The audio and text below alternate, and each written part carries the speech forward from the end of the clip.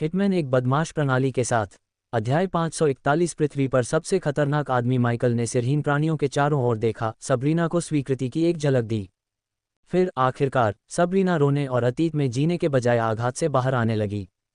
जब तक हमारी यात्रा समाप्त नहीं हो जाती तब तक तलवार अपने पास रखो। जब सबरीना ने तलवार को आगे बढ़ाया तो माइकल ने तलवार की मूठ के चारों ओर अपनी मुट्ठी बंद कर ली। वह चाहता था कि सबरीना के पास न केवल खुद की रक्षा के लिए बल्कि पिशाचों द्वारा तोड़ी गई योद्धा भावना को ठीक करने के लिए भी तलवार हो।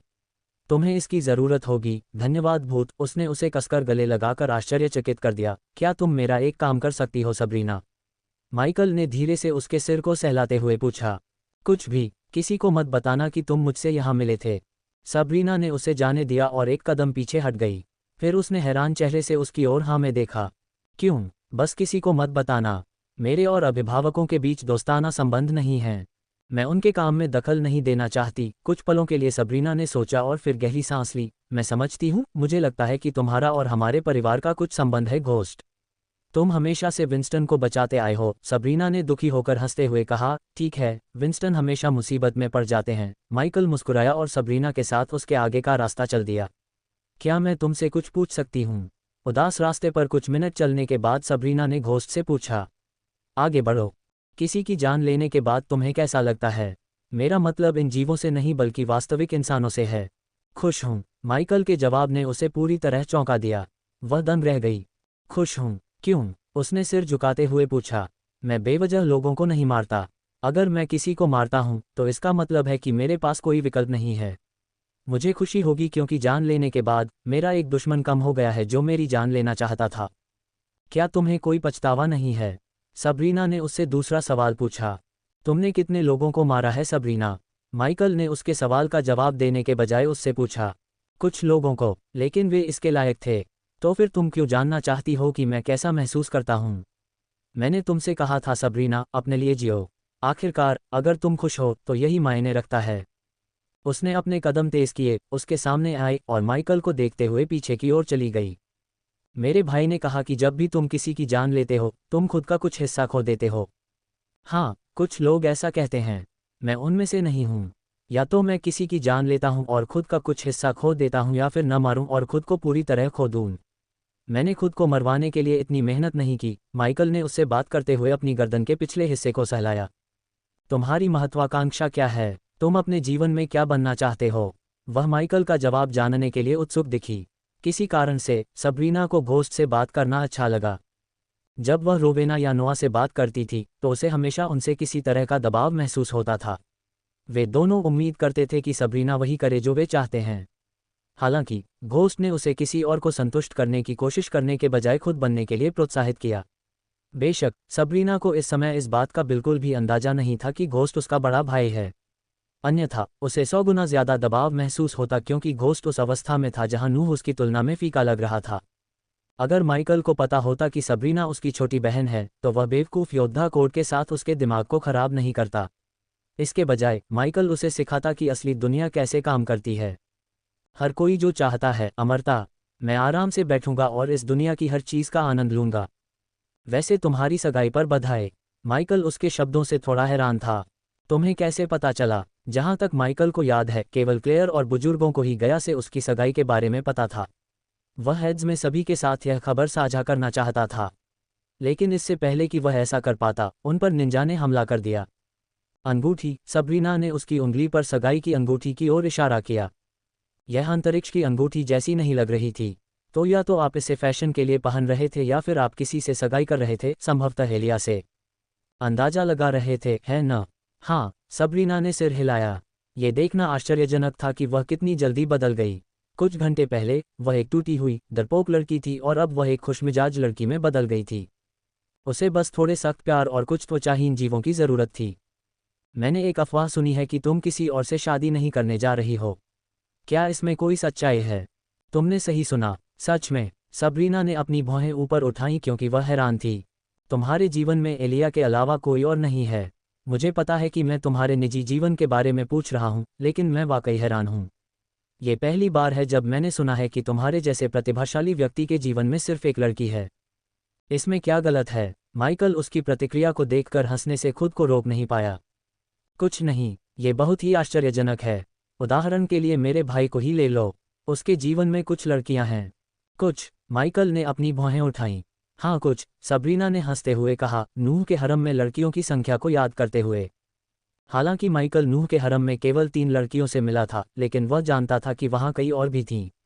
उसके ज्ञान के अनुसार एलिसिया, जानाली और एडिथ थीं। इसके अलावा ओलिविया उसके हरम में शामिल हो जाती अगर माइकल उसे गड्ढे से बाहर नहीं निकालता। मेरे विचार से आपके हरम में जितनी अधिक लड़कियां होंगी, आप उनमें से प्रत्येक के बारे में उतना ही कम जानते होंगे। मैं यह नहीं कहता कि हरम गलत है, बस मैं एलिया के अलावा किसी और से प्यार नहीं कर सकता। वह वास्तव में एक भाग्यशाली लड़की है। यह मैं ही हूँ जो उसे पाकर वास्तव में भाग्यशाली हूँ। माइकल ने धीरे से मुस्कुराते हुए गया के बारे में सोचा। वह उसके बिना जीवन की कल्पना भी नहीं कर सकता था। वह उससे बहुत प्यार करता था।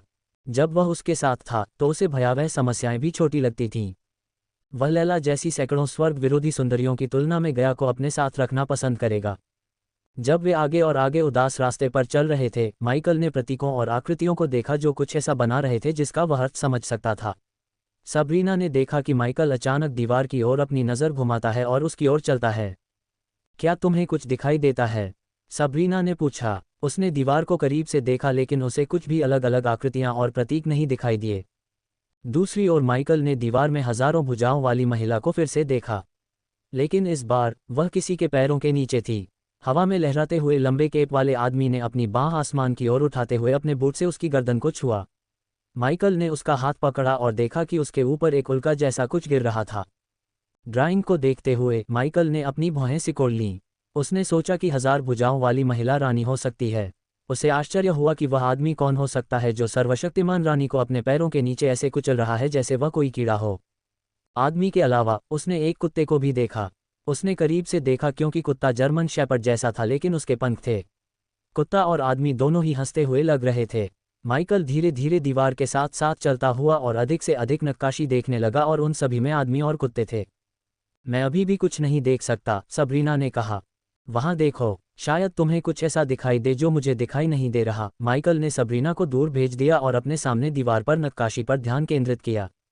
दीवार के एक विशेष हिस्से पर माइकल ने आदमी और कुत्ते की ओर दौड़ते हुए हजारों सैनिकों की नक्काशी देखी। सैनिकों का पीछा करते हुए अगले हिस्से में माइकल ने सभी सैनिकों को जमीन पर देखा जो स्पष्ट रूप से मृत थे।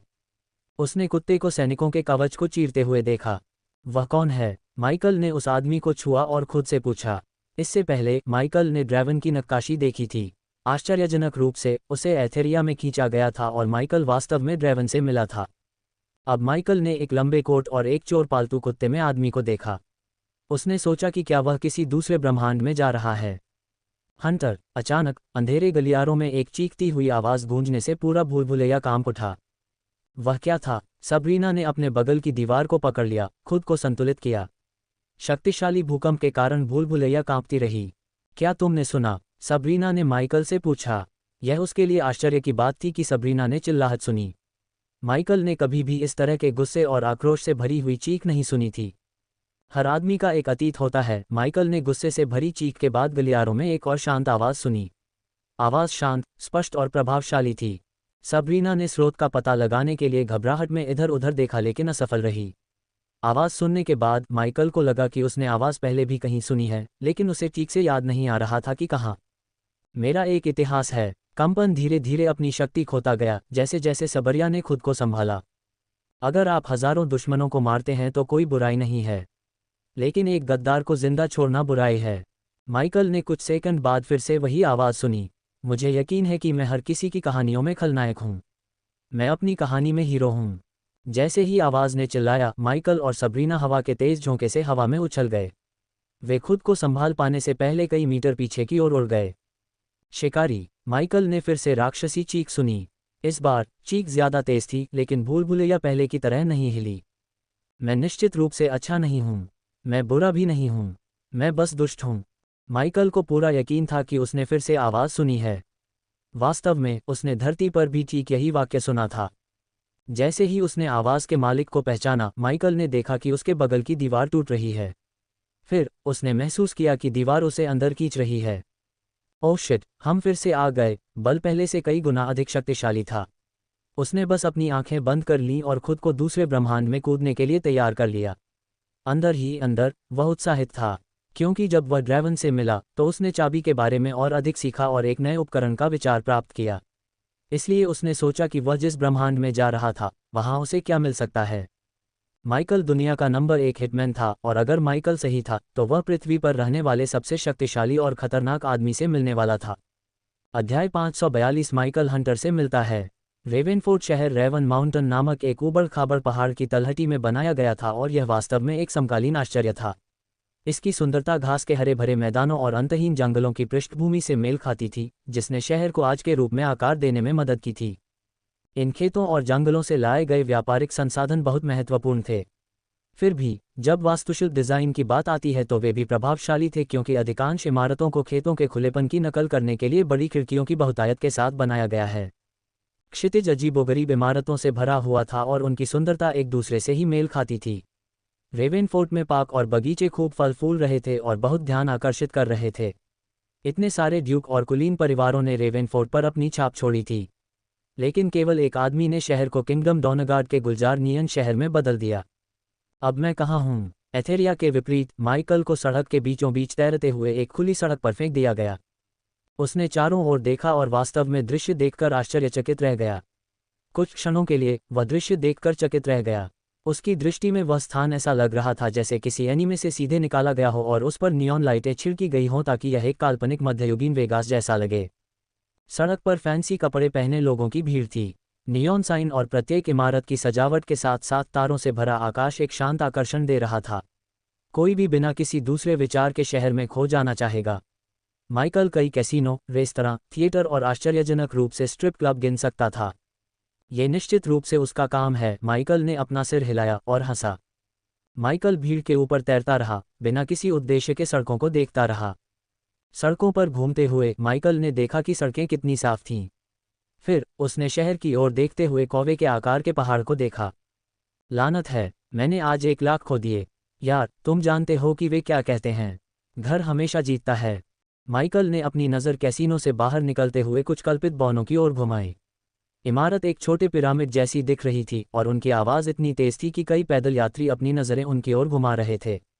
मैं इस जगह पर अपने सूक्ष्म सिक्के खोने से तंग आ गया हूँ। समूह का नेतृत्व करने वाले योगिनी, जिसके सुनहरे बाल और नुकीले कान थे, ने सड़क पर कदम रखा। ये योगिनी माइकल के ब्रह्मांड के योगिनी की तरह ही दिख रही थीं, सिवाय इसके कि इन योगियों के कान नुकीले थे और ये सड़कों पर रहने वाले इंसानों से ज़्यादा ऊंचे थे। वे ज़्यादा प्रभावशाली भी दिख रहे थे। तो फिर तुम इस जगह पर क्यों जाते रहते हो? रेवेनफोर्ट में अनगिनत कैसीनो हैं, क्रोधित योगिनी का पीछा करने वाले योगिनी ने कहा। आह, योगिनी ने आह भरी, क्योंकि उनकी सेवाएं बहुत खराब हैं, खास तौर पर लड़कियां, धिक्कार है। भीड़ में घुलने मिलने से पहले योगिनी ने अपने होंठ चाटे। माइकल सड़कों पर भीड़ का पीछा करते हुए पहाड़ के ठीक नीचे महल की ओर चला गया। अपनी दैनिक समाचार खुराक यहाँ पाएं। News flash. डार्क मैज ने घास की काब्र, सूक्ष्म जादू के स्कूल को नष्ट कर दिया है। रॉयल मैज डार्क मैज की तलाश में राज्य की छानबीन कर रहे हैं। माइकल ने तुरंत अपना सिर सड़क पर रहने वाले 2 बच्चों की ओर घुमाया जो टोकरियों के ढेर पर खड़ी भीड़ पर चिल्ला रहे थे। डार्क मैज ने फिर से हमला किया। डार्क मैज के बारे में जानना चाहते हैं? नंबर 1 न्यूज़ प्रदाता न्यूज़ फ्लैश से अपनी दैनिक समाचार खुराक प्राप्त करें। माइकल ने कई लोगों को देखा, जिनमें कल्पित बौने और मनुष्य शामिल थे, जो अखबार की एक प्रति अपने हाथों में लेने के लिए गली के बच्चों की ओर भाग रहे थे। The dark maize. माइकल को डार्क मैज के बारे में जिज्ञासा हुई। उसने सोचा कि क्या डार्क मैज और वह आदमी जिसने रानी को अपने जूतों के नीचे कुचल दिया था, वही लोग थे या नहीं। प्रिय भगवान, इसमें लिखा है कि डार्क मैज ने स्कूल के हर एक शिष्य को मार डाला है। पंख वाली टोपी पहने एक मानव महिला ने अखबार पढ़ा और सदमे में आ गई। वह जादूगरों का शिकार क्यों कर रहा है? जादूगरों का नहीं, जादूगर स्कूलों ने देवी अदिति के चर्च के साथ गठबंधन किया। ये 5वां स्कूल है जिसका उसने अस्तित्व मिटा दिया था। शाही जादूगर और योद्धाओं का मंत्रालय क्या कर रहा है? भीड़ आपस में बड़बड़ा रही थी। माइकल ने देखा कि डार्क मैज के बारे में बात करने वाला हर एक व्यक्ति पीला और घबराया हुआ लग रहा था। देखो, अचानक भीड़ में से कई लोगों ने आसमान की ओर इशारा किया। जब माइकल ने देखा कि एक युद्धपोत आसमान में महल की ओर उड़ रहा है। दूर से भी जहाज बहुत बड़ा और खतरनाक लग रहा था। माइकल ने जल्दी से आसमान की ओर उड़ान भरी, क्योंकि उसे लगा कि जहाज ही वह जगह है जहां उसे गपशप सुनने के बजाय अभी होना चाहिए। जब वह जहाज के करीब आया, तभी उसे इस जानवर के वास्तविक आकार का एहसास हुआ। अगर जहाज को कार्गो हवाई जहाज के बगल में रखा जाता तो वह छोटा दिखाई देता, माइकल की तो बात ही छोड़िए। चूंकि वह अपने भौतिक रूप में नहीं था, इसलिए माइकल पतवार पर रखे गए सभी रक्षा सरणियों को पार करने में सक्षम था और सीधे पतवार के माध्यम से चला गया। माइकल ने अपनी प्रवृत्ति और पर्यावरण स्कैनिंग मानचित्र का अनुसरण करते हुए एक विशाल कमरे में पहुंच गया, जहां माइकल ने संगमरमर की मेज के चारों ओर कई काले बख्तरबंद सैनिकों को खड़े देखा। सभी सैनिकों ने चमकदार धातु के काले कवच पहने हुए थे जो उनके शरीर पर पूरी तरह से फिट थे। वे पैर की उंगलियों से गर्दन तक बख्तरबंद थे और उनके काले हेलमेट और लबादा मेज पर रखे थे। वे मेज पर ब्लूप्रिंट पर बहुत अधिक ध्यान केंद्रित कर रहे थे और उन्हें यह भी नहीं लगा कि माइकल उनके कंधे पर देख रहा है। माइकल को आश्चर्य हुआ कि सैनिकों में सभी जातियां शामिल थीं। वह एक एल्फ, बौना, आधा एल्फ, मानव लड़की और एक ऑफ देख सकता था जो 7 फीट लंबा और हरे रंग की त्वचा वाला दिखता था। हंटर कहाँ है? एल्फ ने दूसरों से पूछा। कुछ सेकंड बाद कमरे का दरवाज़ा खुला और एक सुंदर शैतानी आदमी अपने हाथ में 2 काली तलवारें लेकर कमरे में दाखिल हुआ। वह एक औसत इंसान से लंबा था और उसका शरीर खुद घोस्ट से टक्कर ले रहा था। उसके कंधे तक लंबे काले बाल हवा में लहरा रहे थे, जबकि उसकी तलवारें हर बार जब वह उन्हें आपस में टकराता था तो आग उगलती थीं। क्या सभी तैयार हैं? हंटर ने मुस्कराते हुए पूछा। हाँ कैप्टन, अपनी अलग अलग जातियों के बावजूद सभी सैनिकों ने हंटर की ओर सिर झुकाया, जो एक इंसान था। बेहतर होगा कि तुम रहो। मैं उस दुष्ट प्राणी से तंग आ चुका हूँ। मैं उसके बिस्तर पर जागने की योजना बना रहा हूँ, जहाँ उसकी महिलाएं मेरे बगल में होंगी। हंटर शैतानी ढंग से मुस्कुराया।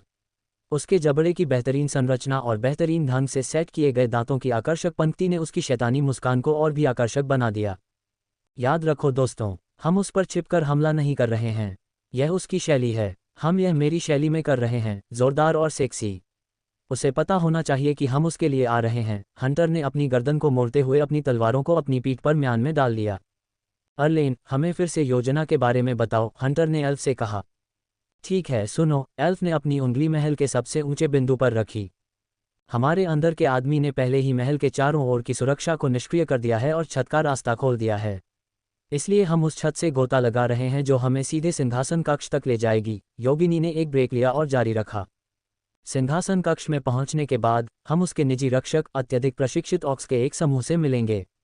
हमें जानकारी है कि इस समूह में 5 जादूगर और 7 योद्धा हैं, सभी प्रेरी अवस्था में हैं। माइकल ने अपनी बाहें क्रॉस करके एल्फ की बात सुनी। ओग्रुल, यहीं से तुम अंदर आओगे? एल्फ ने ऑक की ओर देखा। जिस क्षण हम हॉल में प्रवेश करेंगे, शून्य क्रिस्टल का उपयोग करेंगे। ऑक ने अपनी कमर पर लटकी थैली को खोला और एक काला क्रिस्टल निकाला। थर्ड, रॉक ने क्रिस्टल को टेबल पर रखा और सिर हिलाया क्योंकि माइकल ने ऑक के नथुने से भाप का एक झोंका निकलते देखा। क्रिस्टल हमारे अलावा सभी के साधना चरण को ऋषि स्तर तक दबा देगा जब तक हम इसे पहने हुए हैं। अर्लेन ने अपनी छाती थपथपाई। हम शून्य क्रिस्टल से प्रतिरक्षित हैं। 6 पलाडिन बनाम ऋषियों का एक समूह। मुझे ये संभावना पसंद है। लोल, हम कुछ ही मिनटों में उनका नरसंहार कर सकते हैं, अर्धएल्फ ने अपने सुनहरे बालों के साथ खेलते हुए कहा। उसके बारे में क्या? हमारा लक्ष्य? माइकल ने नीचे देखा तो एक बौना शराब की एक बड़ी बोतल अपने गले में डाल रहा था। यार, हमें तुम्हें कितनी बार बताना पड़ेगा, मिशन से पहले शराब मत पीना। अर्धएल्फ ने निराशा से अपना सिर हिलाया। खासकर हमारे लक्ष्य द्वारा बनाया गया जहर। अर्लेन ने अपनी भौहें सिकोड़ लीं जब बौने ने अपनी लंबी घनी दाढ़ी से लाल शराब पोंछी। मुझे जज मत करो, जब हम उसका सिर काट देंगे तो ये भगवान का पे कौन बनाएगा?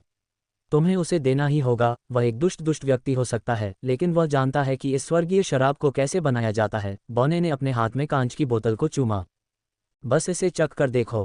हंटर, यहाँ एक घूंट लो। बौने ने बोतल हंटर की ओर बढ़ाई, लेकिन उसने सिर्फ अपना सिर हिलाया। मैं जहर पीना पसंद नहीं करता हूँ हेब्रोट।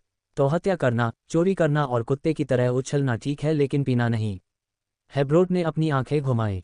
बस उस छोटे कमीने को नज़रअंदाज करो और अर्लेन जारी रखो। आधे योगिनी ने योगिनी से कहा। मैं कहाँ था?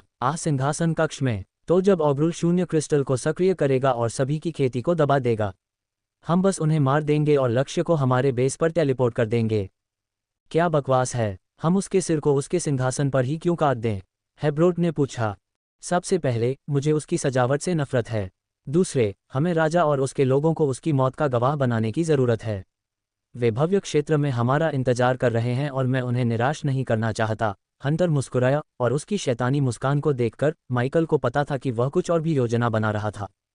लेकिन हम उन्हें थोड़ा इंतजार करवा सकते हैं जब तक कि हम उसके खजाने को साफ नहीं कर देते। मैंने सुना है कि उसके महल में कुछ बेवकूफ़ हैं। हम उन्हें लाखों एस्ट्रल सिक्कों के लिए नीलाम कर सकते हैं। हंटर ने अपने होंठ चाटे क्योंकि माइकल उसकी आंखों में चमक देख सकता था। माइकल अपने लक्ष्य के लिए दया महसूस करने से खुद को रोक नहीं सका। हालांकि माइकल उनकी खेती के स्तर को नहीं देख सकता था, लेकिन वह उनमें से प्रत्येक से निकलने वाली जबरदस्त शक्ति को महसूस कर सकता था, खासकर हंटर से। अगर माइकल को हंटर की तुलना अपने ब्रह्मांड के किसी कल्टीवेटर से करनी होती तो वह कहता कि हंटर फ्यूजन स्टेज पर है। वे जहां भी जा रहे थे, माइकल उन्हें एक्शन में देखने के लिए उत्साहित था। अध्याय 543 हंटर एक्शन में। हंटर और उसकी टीम ने खुद को छिपे हुए ब्लेड, विभिन्न थैलियों और तलवारों, भालों, धनुष और तीर जैसे हथियारों से लैस किया। माइकल ने शांति से उन्हें तैयार होते देखा। उसकी नज़र प्रमुख व्यक्ति हंटर पर पड़ी, जिसने अपने काले ब्लेड को आपस में रगड़कर उन्हें तेज किया। बौना शराब की एक और बोतल खोजने के लिए लकड़ी के टोकरे की सामग्री के माध्यम से खोजबीन कर रहा था। इस बीच अर्लेन ने स्ट्रिंग को खींचकर और छोड़कर अपने सुनहरे धनुष की लोच की जांच की। आधे एल्फ ने चांदी के भाले को हवा में घुमाया और ऑक ध्यान लगा रहा था। बाकी 3 मनुष्यों ने अपने चेहरे को छिपाने के लिए काले हेलमेट पहने। जब वे तैयारी कर रहे थे तो ऑक ने अचानक अपनी आंखें खोलीं। माइकल ने हरी चमड़ी वाले ऑक को अपनी कमर के चारों ओर लटके हुए एक ओट से जेड पत्थर निकालते हुए देखा।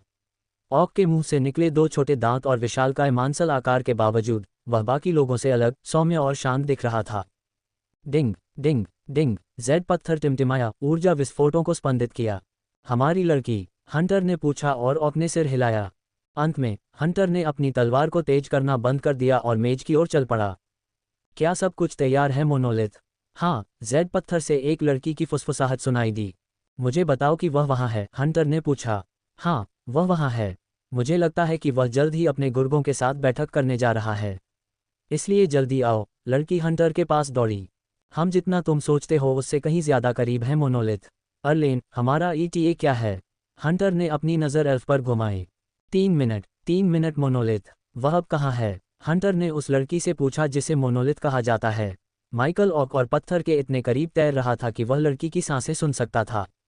उसकी आवाज़ ऐसी लग रही थी जैसे उसने भारी कसरत पूरी कर ली हो। कपड़े पहन रहा हूँ, जल्दी आओ। धिक्कार है, मुझे जाना है। हंटर के आह भरते ही जेड पत्थर की चमक अचानक खत्म हो गई।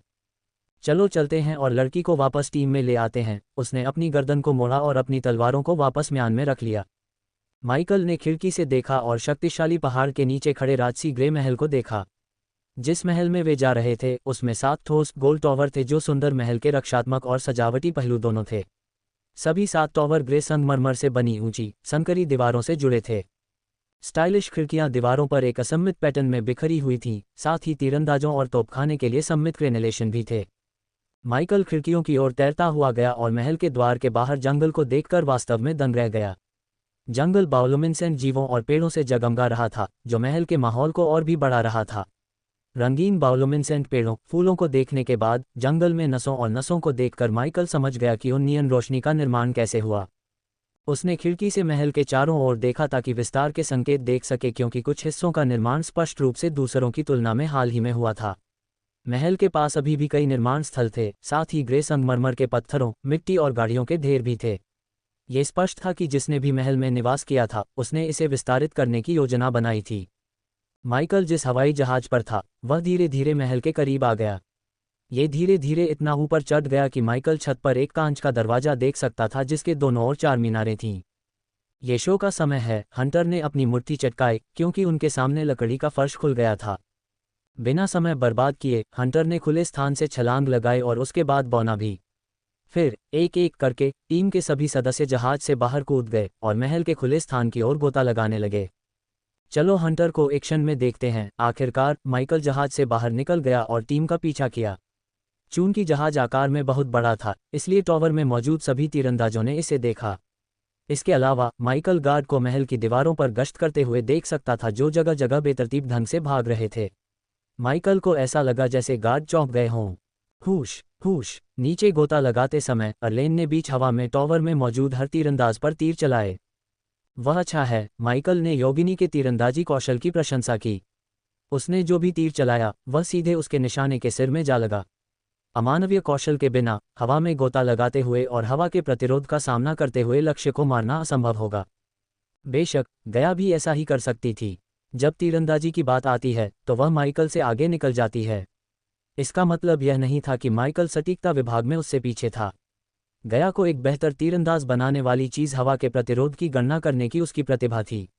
माइकल आसानी से एक तीरंदाजी की किताब खरीद सकता था और अगर वह चाहे तो उसके कौशल की बराबरी कर सकता था।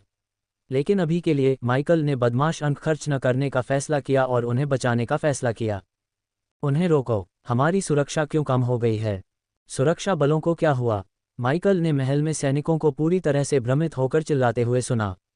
जल्द ही तीरंदाजों की एक पंक्ति टॉवर से बाहर निकली और हंटर और उसके समूह पर निशाना साधा। फायर! जैसे ही अनगिनत तीर हवा में उड़े, ऑक ने अपनी आंखें बंद कर लीं। Solar barrage! ओब्रुल ने गुर्राहट की।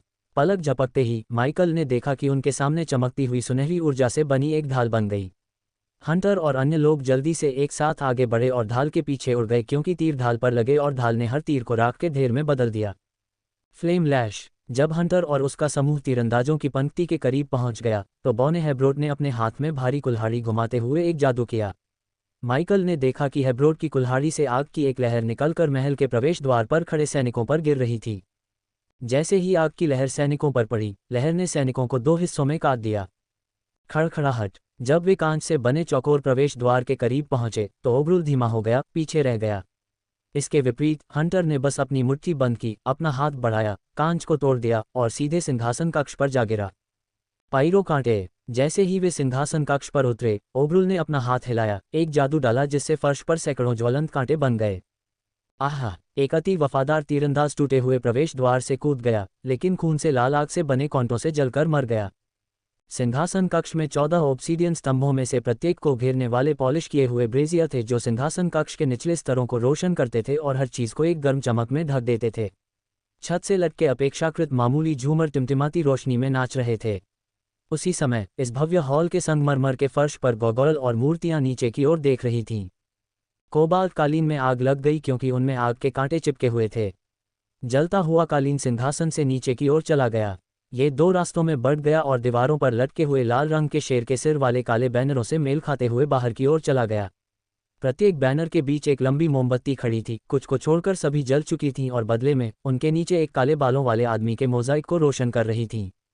माइकल ने जलते हुए कालीन का पीछा किया और एक ऊंचे मंच पर काले धातु और खोपड़ियों से बना एक विशाल सिंहासन देखा।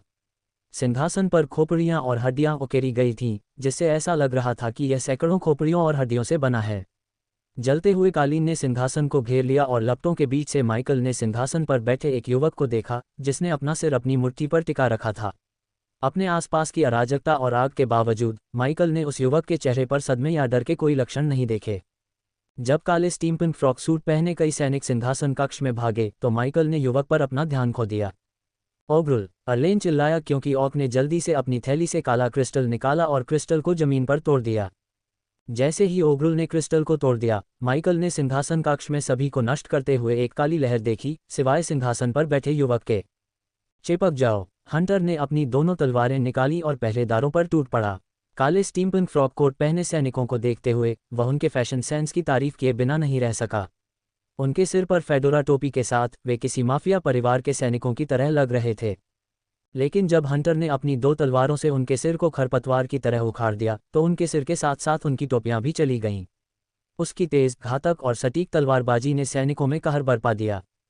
फ्लेम लैश! बॉने ने फिर से जादू किया और आग से बनी एक चाबुक ने उन सैनिकों को दो हिस्सों में काट दिया जिन्होंने उन पर हमला करने की कोशिश की थी।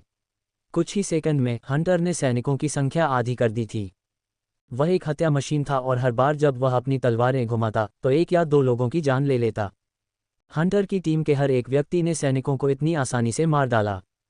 ओब्रुल ने अपने हाथ आसमान की ओर उठाए हुए थे, तभी माइकल ने देखा कि उसकी छाती से प्रकाश की एक किरण निकलकर फर्श पर जा रही है। अगर वह सही था तो प्रकाश की चांदी इस ब्रह्मांड की ऊर्जा थी। सरल शब्दों में, माइकल के ब्रह्मांड में आग ऊर्जा थी और हंटर के ब्रह्मांड में एस्ट्रल ऊर्जा थी। कई मिनटों के बाद हॉल में अनगिनत सिर इधर उधर लुढ़क रहे थे और सिरहीन शरीर थे। पहले संगमरमर का फर्श मोटे खून से भर गया था। जब गलीचा जलना बंद हो गया और ज्वलंत सिंहासन गायब हो गए तो हॉल में हंटर, उसका समूह और सिंहासन पर बैठे युवक के अलावा कोई नहीं था। हंटर ने अपनी कलाई को झटका, अपनी दो तलवारों पर खून बिखेरा और फिर उन्हें म्यान में रख लिया। सिंहासन पर बैठे युवक को देखते हुए हंटर ने अपनी गर्दन तोड़ दी। हंटर ने अपनी कलाई को झटका जिससे उसकी दो तलवारों पर खून बिखर गया और फिर उसने उन्हें म्यान में रख लिया। तुमने गलत हंटर कुतिया के साथ गड़बड़ की, हंटर ने हंसते हुए कहा, जब ओब्रुल ने अपना हाथ लहराया, एक बवंडर की तरह घूम रहा था।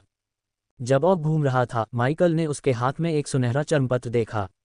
जल्द ही ऑक ने चर्मपत्र को आधे में फाड़ दिया, क्योंकि चर्मपत्र से एक सुनहरी रोशनी निकली और पूरे सिंहासन कक्ष और उसमें मौजूद सभी लोगों को घेर लिया। अगले ही पल माइकल ने उनके ऊपर एक भंवर को खुलते देखा और महसूस किया कि वह भंवर में फंस रहा है। फिर कुछ पलक झपकते ही सिंहासन कक्ष में मौजूद सभी लोग हवा में गायब हो गए। अध्याय 544 बदमाश शिकारी। सिंहासन हॉल से टेलीपोर्ट होने के बाद हंटर, उसकी टीम और माइकल सिंहासन पर बैठे युवक के साथ खुले मैदान में दिखाई दिए। माइकल ने जल्दी से चारों ओर देखा और महसूस किया कि वे एक अखाड़े में थे। उसकी निगाहें ऊंची सीटों पर बैठे फैंसी ड्रेस पहने रईसों पर घूमी, जब तक कि उसने हंटर और उसके समूह को वीआईपी सीटों पर बैठे लोगों के एक समूह को नहीं देखा। जब रईसों ने काले सिंहासन और उस पर बैठे युवक को देखा तो वे चौंक गए। अब भी युवक शांत और आलसी लग रहा था, अपना सिर अपनी मुट्ठी पर टिकाए हुए था। चूंकि उनके बीच कोई लपटें नहीं थीं, इसलिए माइकल उसे स्पष्ट रूप से देख पा रहा था। युवक की त्वचा चिकनी थी, जबड़े की संरचना एकदम सही थी, नीली आंखें थीं और गर्दन तक काले बाल थे। वह किसी भी तरह से सबसे सुंदर या आकर्षक युवक नहीं था, लेकिन निस्संदेह उसके पास एक ऐसा आकर्षण था जो माइकल से भी मुकाबला करता था। उसके चेहरे पर शांत भाव उसके व्यक्तित्व में एक अतिरिक्त आकर्षण जोड़ रहा था। युवक ने अपनी करीने से कटी हुई दाढ़ी को रगड़ा और अपनी निगाहों से अपने चारों ओर के मैदान को देखा। माइकल ने अनगिनत लोगों को सदमे में हौंफते हुए सुना। माइकल को आश्चर्य हुआ कि उन्होंने युवक को उसके सिंहासन के साथ क्यों टेलीपोर्ट किया। वह वही है, उसे मार डालो, कमीने। बहुत से लोग चिल्लाने लगे और जो कुछ भी उनके हाथ में था उसे फेंकने लगे।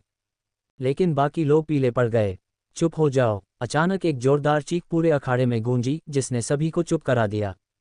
माइकल ने चीख की दिशा में देखा तो लाल वस्त्र पहने एक आदमी खड़ा था, जिसके सिर पर सोने का मुकुट था। उस आदमी की दाढ़ी बड़े करीने से कटी हुई थी, उसके कंधे तक लंबे लहराते काले बाल थे, जिस पर भूरे बालों की पट्टियां थीं और चौड़े कंधे थे। माइकल ने देखा कि एक सफ़ेद लबादा पहने बूढ़ा आदमी लंबी सफ़ेद दाढ़ी के साथ राजा की ओर आ रहा था। उसके हाथ में एक पुराना दिखने वाला लकड़ी का डंडा था। जब वह राजा के पास पहुंचा तो उसने अपना डंडा हवा में उठाया और उसका सिरा उस युवक की ओर इशारा किया। रहस्यवादी सीमा, हंटर और उसके समूह ने एक कदम पीछे हटकर दरबारी जादूगर के कर्मचारियों से युवक की ओर उड़ती हुई चांदी की सूक्ष्म ऊर्जा से बनी जंजीरों को देखा। जंजीरें युवक के चारों ओर सांप की तरह लिपटी हुई थीं। फिर भी युवक बिना किसी परेशानी या डर के लक्षण दिखाए शांत रहा। वह सुरक्षित है, महाराज, बूढ़े व्यक्ति ने राजा के सिर हिलाते ही गहरा सिर झुकाया। फिर राजा ने हंटर और उसके समूह की ओर अपनी नज़र घुमाई। हंटर आगे बढ़ा। आपने और आपकी टीम ने उसे पकड़कर इस राज्य की बहुत बड़ी सेवा की है। इस महान राष्ट्र की सेवा करना सम्मान की बात है महाराज। हंटर ने सिर झुकाया। तुरंत ही अखाड़े में मौजूद सैकड़ों लोगों ने अपने जोरदार जयकारों और तालियों से अखाड़े को हिलाना शुरू कर दिया। हंटर ने अपना सिर हिलाया चारों ओर हाथ, और उसकी टीम ने भी ऐसा ही किया। हंटर और उसकी टीम को गौरव का आनंद लेने देने के बाद राजा ने अपनी बाँह उठाई, फिर से भीड़ को चुप करा दिया। हंटर, राजा ने फिर से नाम बोला, लेकिन माइकल के लिए आश्चर्य की बात यह थी कि राजा सिंहासन पर बैठे युवक को देख रहा था। क्या आपके पास अपने कार्यों को समझाने के लिए कोई शब्द हैं? राजा ने युवक से पूछा, जिसे जाहिर तौर पर हंटर भी कहा जाता था। मेरे पास 2 शब्द हैं। पहली बार माइकल ने युवक को अपना मुंह खोलते हुए सुना। उसकी आवाज़ शांत, दबंग, स्पष्ट और स्टील की तरह कठोर लग रही थी। धन्यवाद। युवक अपने सिंहासन से खड़ा हुआ, अपनी बाहें फैलाए और अपनी गर्दन को हिलाया। माइकल की तरह हंटर ने भी गहरे लाल रंग की लाइनिंग वाला काला लंबा कोट पहना था। इसके अलावा उसने अपने कोट के नीचे एक टाइट काली शर्ट पहनी थी, जो उसकी तराशी हुई छाती और मांसल पेट को छुपा रही थी। हंटर के शब्दों ने राजा और अखाड़े में मौजूद सभी लोगों को भ्रमित कर दिया। तुम शैतान, क्या बकवास कर रहे हो? दरबारी जादूगर ने गुर्राहट के साथ कहा। हा। हंटर ने हल्की हंसी के साथ कहा, दरबारी जादूगर लेस्टर, मैं शैतान नहीं हूँ। हंटर ने अपने चारों ओर की सफ़ेद जंजीरों की अनदेखी करते हुए अपनी अंगुलियों को चटकाया। मैं वह आदमी हूँ कि जब मैं जागता हूँ तो शैतान कहता है कि अरे यार, वह जाग गया है। हंटर के चेहरे पर एक शैतानी मुस्कान दिखाई दी जब उसने अपने चारों ओर सूक्ष्म जंजीरों को पकड़ लिया। उसने दरबारी जादूगर से अपनी नज़रें मिलाईं और बूढ़े आदमी की आंखें चौड़ी हो गईं जब हंटर ने जंजीर को कुचलकर नष्ट कर दिया। असंभव। दरबारी जादूगर ने चौंककर सांस ली। काले कवच वाले हंटर और उसकी टीम ने तुरंत अपनी गर्व भरी मुस्कान खो दी। सिंहासन के पास हंटर ने सीटी बजाई। डॉगजिला। धमाका। सीटी बजाने के कुछ सेकंड बाद ही हंटर के सिंहासन से कुछ इंच की दूरी पर जमीन पर कुछ गिरा। माइकल ने ऊपर देखा और एक जर्मन शेपर्ड को आसमान में उड़ते हुए देखा जिसके पास राजसी सुनहरे पंख थे। हमारे छोटे दोस्त कमीनों को नमस्ते कहो, वूफ वूफ। माइकल ने अपनी भौहें उठाईं, कुत्ते को अखाड़े में सभी को कोसते हुए सुना। पलक झपकते ही चांदी के कवच से लैस शाही रक्षकों ने राजा और दरबारी जादूगर को घेर लिया। इस बीच हंटर और उसके समूह ने एक कदम पीछे हटकर हमला करने के लिए तैयार हो गए। हालांकि वे सभी हंटर के सामने काली धातु की वस्तु को देखकर भ्रमित थे, सिवाय माइकल के। वह जानता था कि यह क्या है और वास्तव में स्तब्ध था। काली धातु की वस्तु एक 50 कैलिबर की मशीन गन थी जो धातु के आधार पर लगी हुई थी। कचक, हंटर ने मशीन गन को पकड़ लिया और उसे अपनी ओर खींच लिया। जब वह करीब आया तो धातु का आधार पीछे हट गया और सिंहासन के साथ विलीन हो गया। आप मेरा नाम ले सकते हैं, हंटर ने ट्रिगर पकड़ते हुए अपनी नज़र और 50 कैलिबर की बंदूक की नली को दूसरे हंटर की ओर घुमाया। चूंकि इन लोगों को इस बात का बिल्कुल भी अंदाज़ा नहीं था कि यह जानवर क्या करने में सक्षम है, इसलिए लोग अपनी जान बचाने के लिए भागने के बजाय स्थिर रहे। बंदूक से निकली हर गोली एक बख्तरबंद वाहन को अंडे के छिलकों की तरह चीर सकती थी, और अगर हंटर ने अपने आसपास के लोगों पर गोली चलाई तो यह आसपास के लोगों को एक बूंदेदार गंदगी में बदल देगी। जहां तक माइकल देख सकता था, अखाड़े में मौजूद लोगों के पास कोई कवर नहीं था जब तक कि वे कोई शक्तिशाली रक्षा मंत्र डालने में सक्षम न हों। हालांकि माइकल को इस ब्रह्मांड के साधना स्तरों के बारे में पता नहीं था, लेकिन कुछ ने माइकल को बताया कि उनमें से ज्यादातर हंटर से कमजोर थे। तुम मेरी तरह कपड़े पहन सकते हो, हंटर ने बंदूक में गोलियां भरी, सुरक्षा को बंद करने के लिए स्प्रिंग को अपनी ओर खींचा। लेकिन तुम जोकर कभी मेरे जैसे नहीं हो सकते। जैसे ही हंटर ने दूसरे हंटर को देखकर हंसी उड़ाई, उसने ट्रिगर खींच दिया।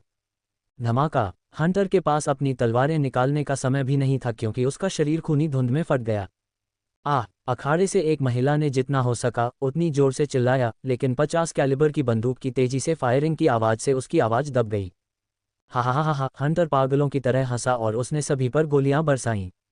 बूम बूम बूम, एक एक करके हंटर की टीम प्रतिक्रिया करने से पहले ही लाल धुंध में बदल गई। आखिरकार अखाड़े में मौजूद लोग अपने शुरुआती सदमे से वापस वास्तविकता में आ गए। हालांकि उनके लिए बहुत देर हो चुकी थी। हंटर का शरीर उस झटके के कारण कांप उठा जो कई बार बंदूक चलाने के बाद एक कमजोर आदमी के कंधे को हिला सकता था। महाराज, हंटर ने अपनी उंगली ट्रिगर से हटाए बिना बंदूक को राजा की ओर घुमाया। एस्ट्रेल शील्ड, दरबारी जादूगर एलिस्टेयर ने तुरंत एक ढाल बनाई जिससे राजा और उसके आसपास के सभी लोगों के चारों ओर एक सफेद ढाल बन गई। दुर्भाग्य से ढाल हंटर की ढाल को भेदने वाली गोलियों को रोकने के लिए पर्याप्त शक्तिशाली नहीं थी। रईस चिल्लाए और भागने की कोशिश की क्योंकि पूरा अखाड़ा अराजकता में था। फिर भी चाहे उन्होंने कितनी भी कोशिश की हो, वे हंटर की बंदूक से निकलने वाली गोलियों से बच नहीं सके। हंटर ने दीवारों को राजा के अंदरूनी हिस्सों से रंगने के बाद जोर से हंसा।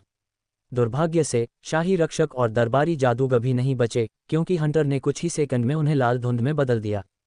अगर कोई और होता हंटर की जगह पर, माइकल को उम्मीद थी कि हंटर और राजा के समूह को मारने के बाद वे रुक जाएंगे। हालांकि ऐसा नहीं हुआ।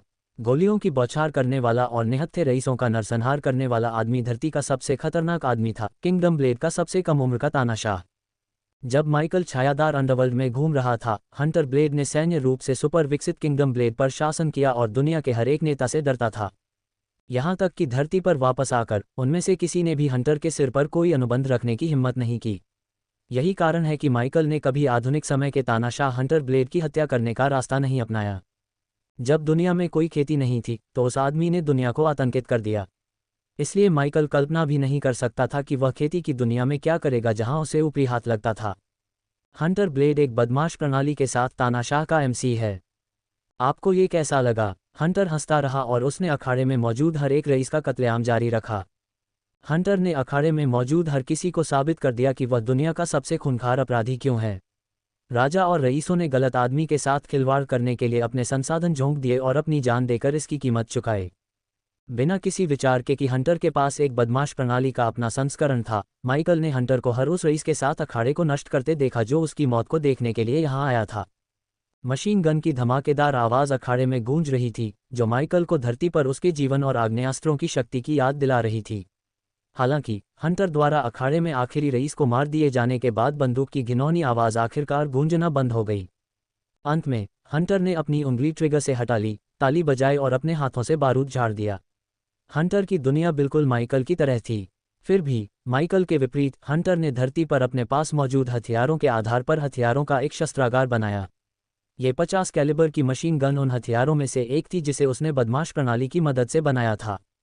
अध्याय 545 निर्दयी शिकारी। हंटर द्वारा अखाड़े में सभी का नरसंहार करने के कुछ घंटों बाद वह हवा में गायब हो गया। उसने अपने सिंहासन, कुत्ते और 50 कैलिबर की मशीन गन के साथ खुद को दूसरे हंटर और उसके समूह द्वारा पहले से घेरे गए महल में टेलीपोर्ट किया। सौभाग्य से माइकल ने अपने टेलीपोर्टेशन को चालू कर दिया और महल में हंटर के कमरे में पहुंच गया। अंधेरे जंगल में माइकल का कमरा उदास, अंधेरा और लाल रंग की रोशनी से जगमगा रहा था।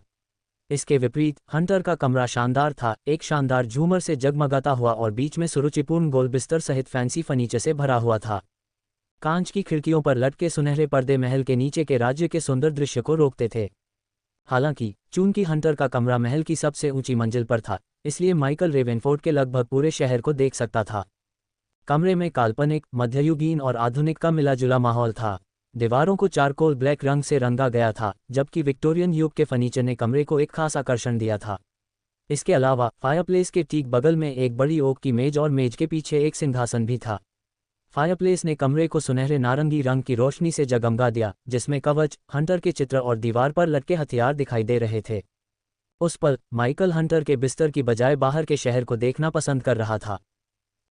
हरमम, कराहने की आवाज़ें हवा में गूंज रही थीं, क्योंकि माइकल ने हंटर के ऊपर सुनहरे बालों वाली महिला की ओर अपनी नज़रें घुमाने से परहेज किया था। ऐसा नहीं था कि माइकल कभी किसी महिला के साथ नहीं रहा था, लेकिन उसे किसी और को प्यार करते हुए देखना असहज लगता था। हालांकि माइकल अपने कानों तक पहुंचने वाली आवाज़ों को रोक नहीं पाया, लेकिन उसने ब्रह्मांड का कुछ अंदाज़ा लगाने के लिए ओक की मेज पर विभिन्न हथियारों और चर्मपत्रों पर ध्यान केंद्रित किया। माइकल को अभी भी ये पता नहीं चला था कि वह हंटर के ब्रह्मांड में क्यों था। इस प्रकार वह अपने प्रश्न का उत्तर देने के लिए कुछ जानकारी प्राप्त करने का प्रयास कर रहा था।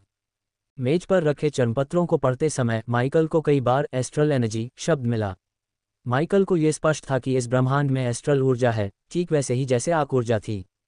ये तुलना करना कि कौन सी ऊर्जा अधिक शक्तिशाली है, सीमा रेखा पर व्यर्थ था। इसलिए माइकल ने इस बात पर अधिक ध्यान केंद्रित किया कि क्या वह रानी या कुंजी से संबंधित कुछ भी पा सकता है। इस बीच कराहने की आवाज़ें तेज़ और तेज़ होने लगीं, यहाँ तक कि माइकल को गुस्सा आ गया। सौभाग्य से कई मिनट बाद लड़की ने कराहना बंद कर दिया और आखिरकार हंटर के बगल में गिर गई। वाह, ये बहुत बढ़िया था यानो, हंटर ने कहा, क्योंकि लड़की भारी सांस ले रही थी।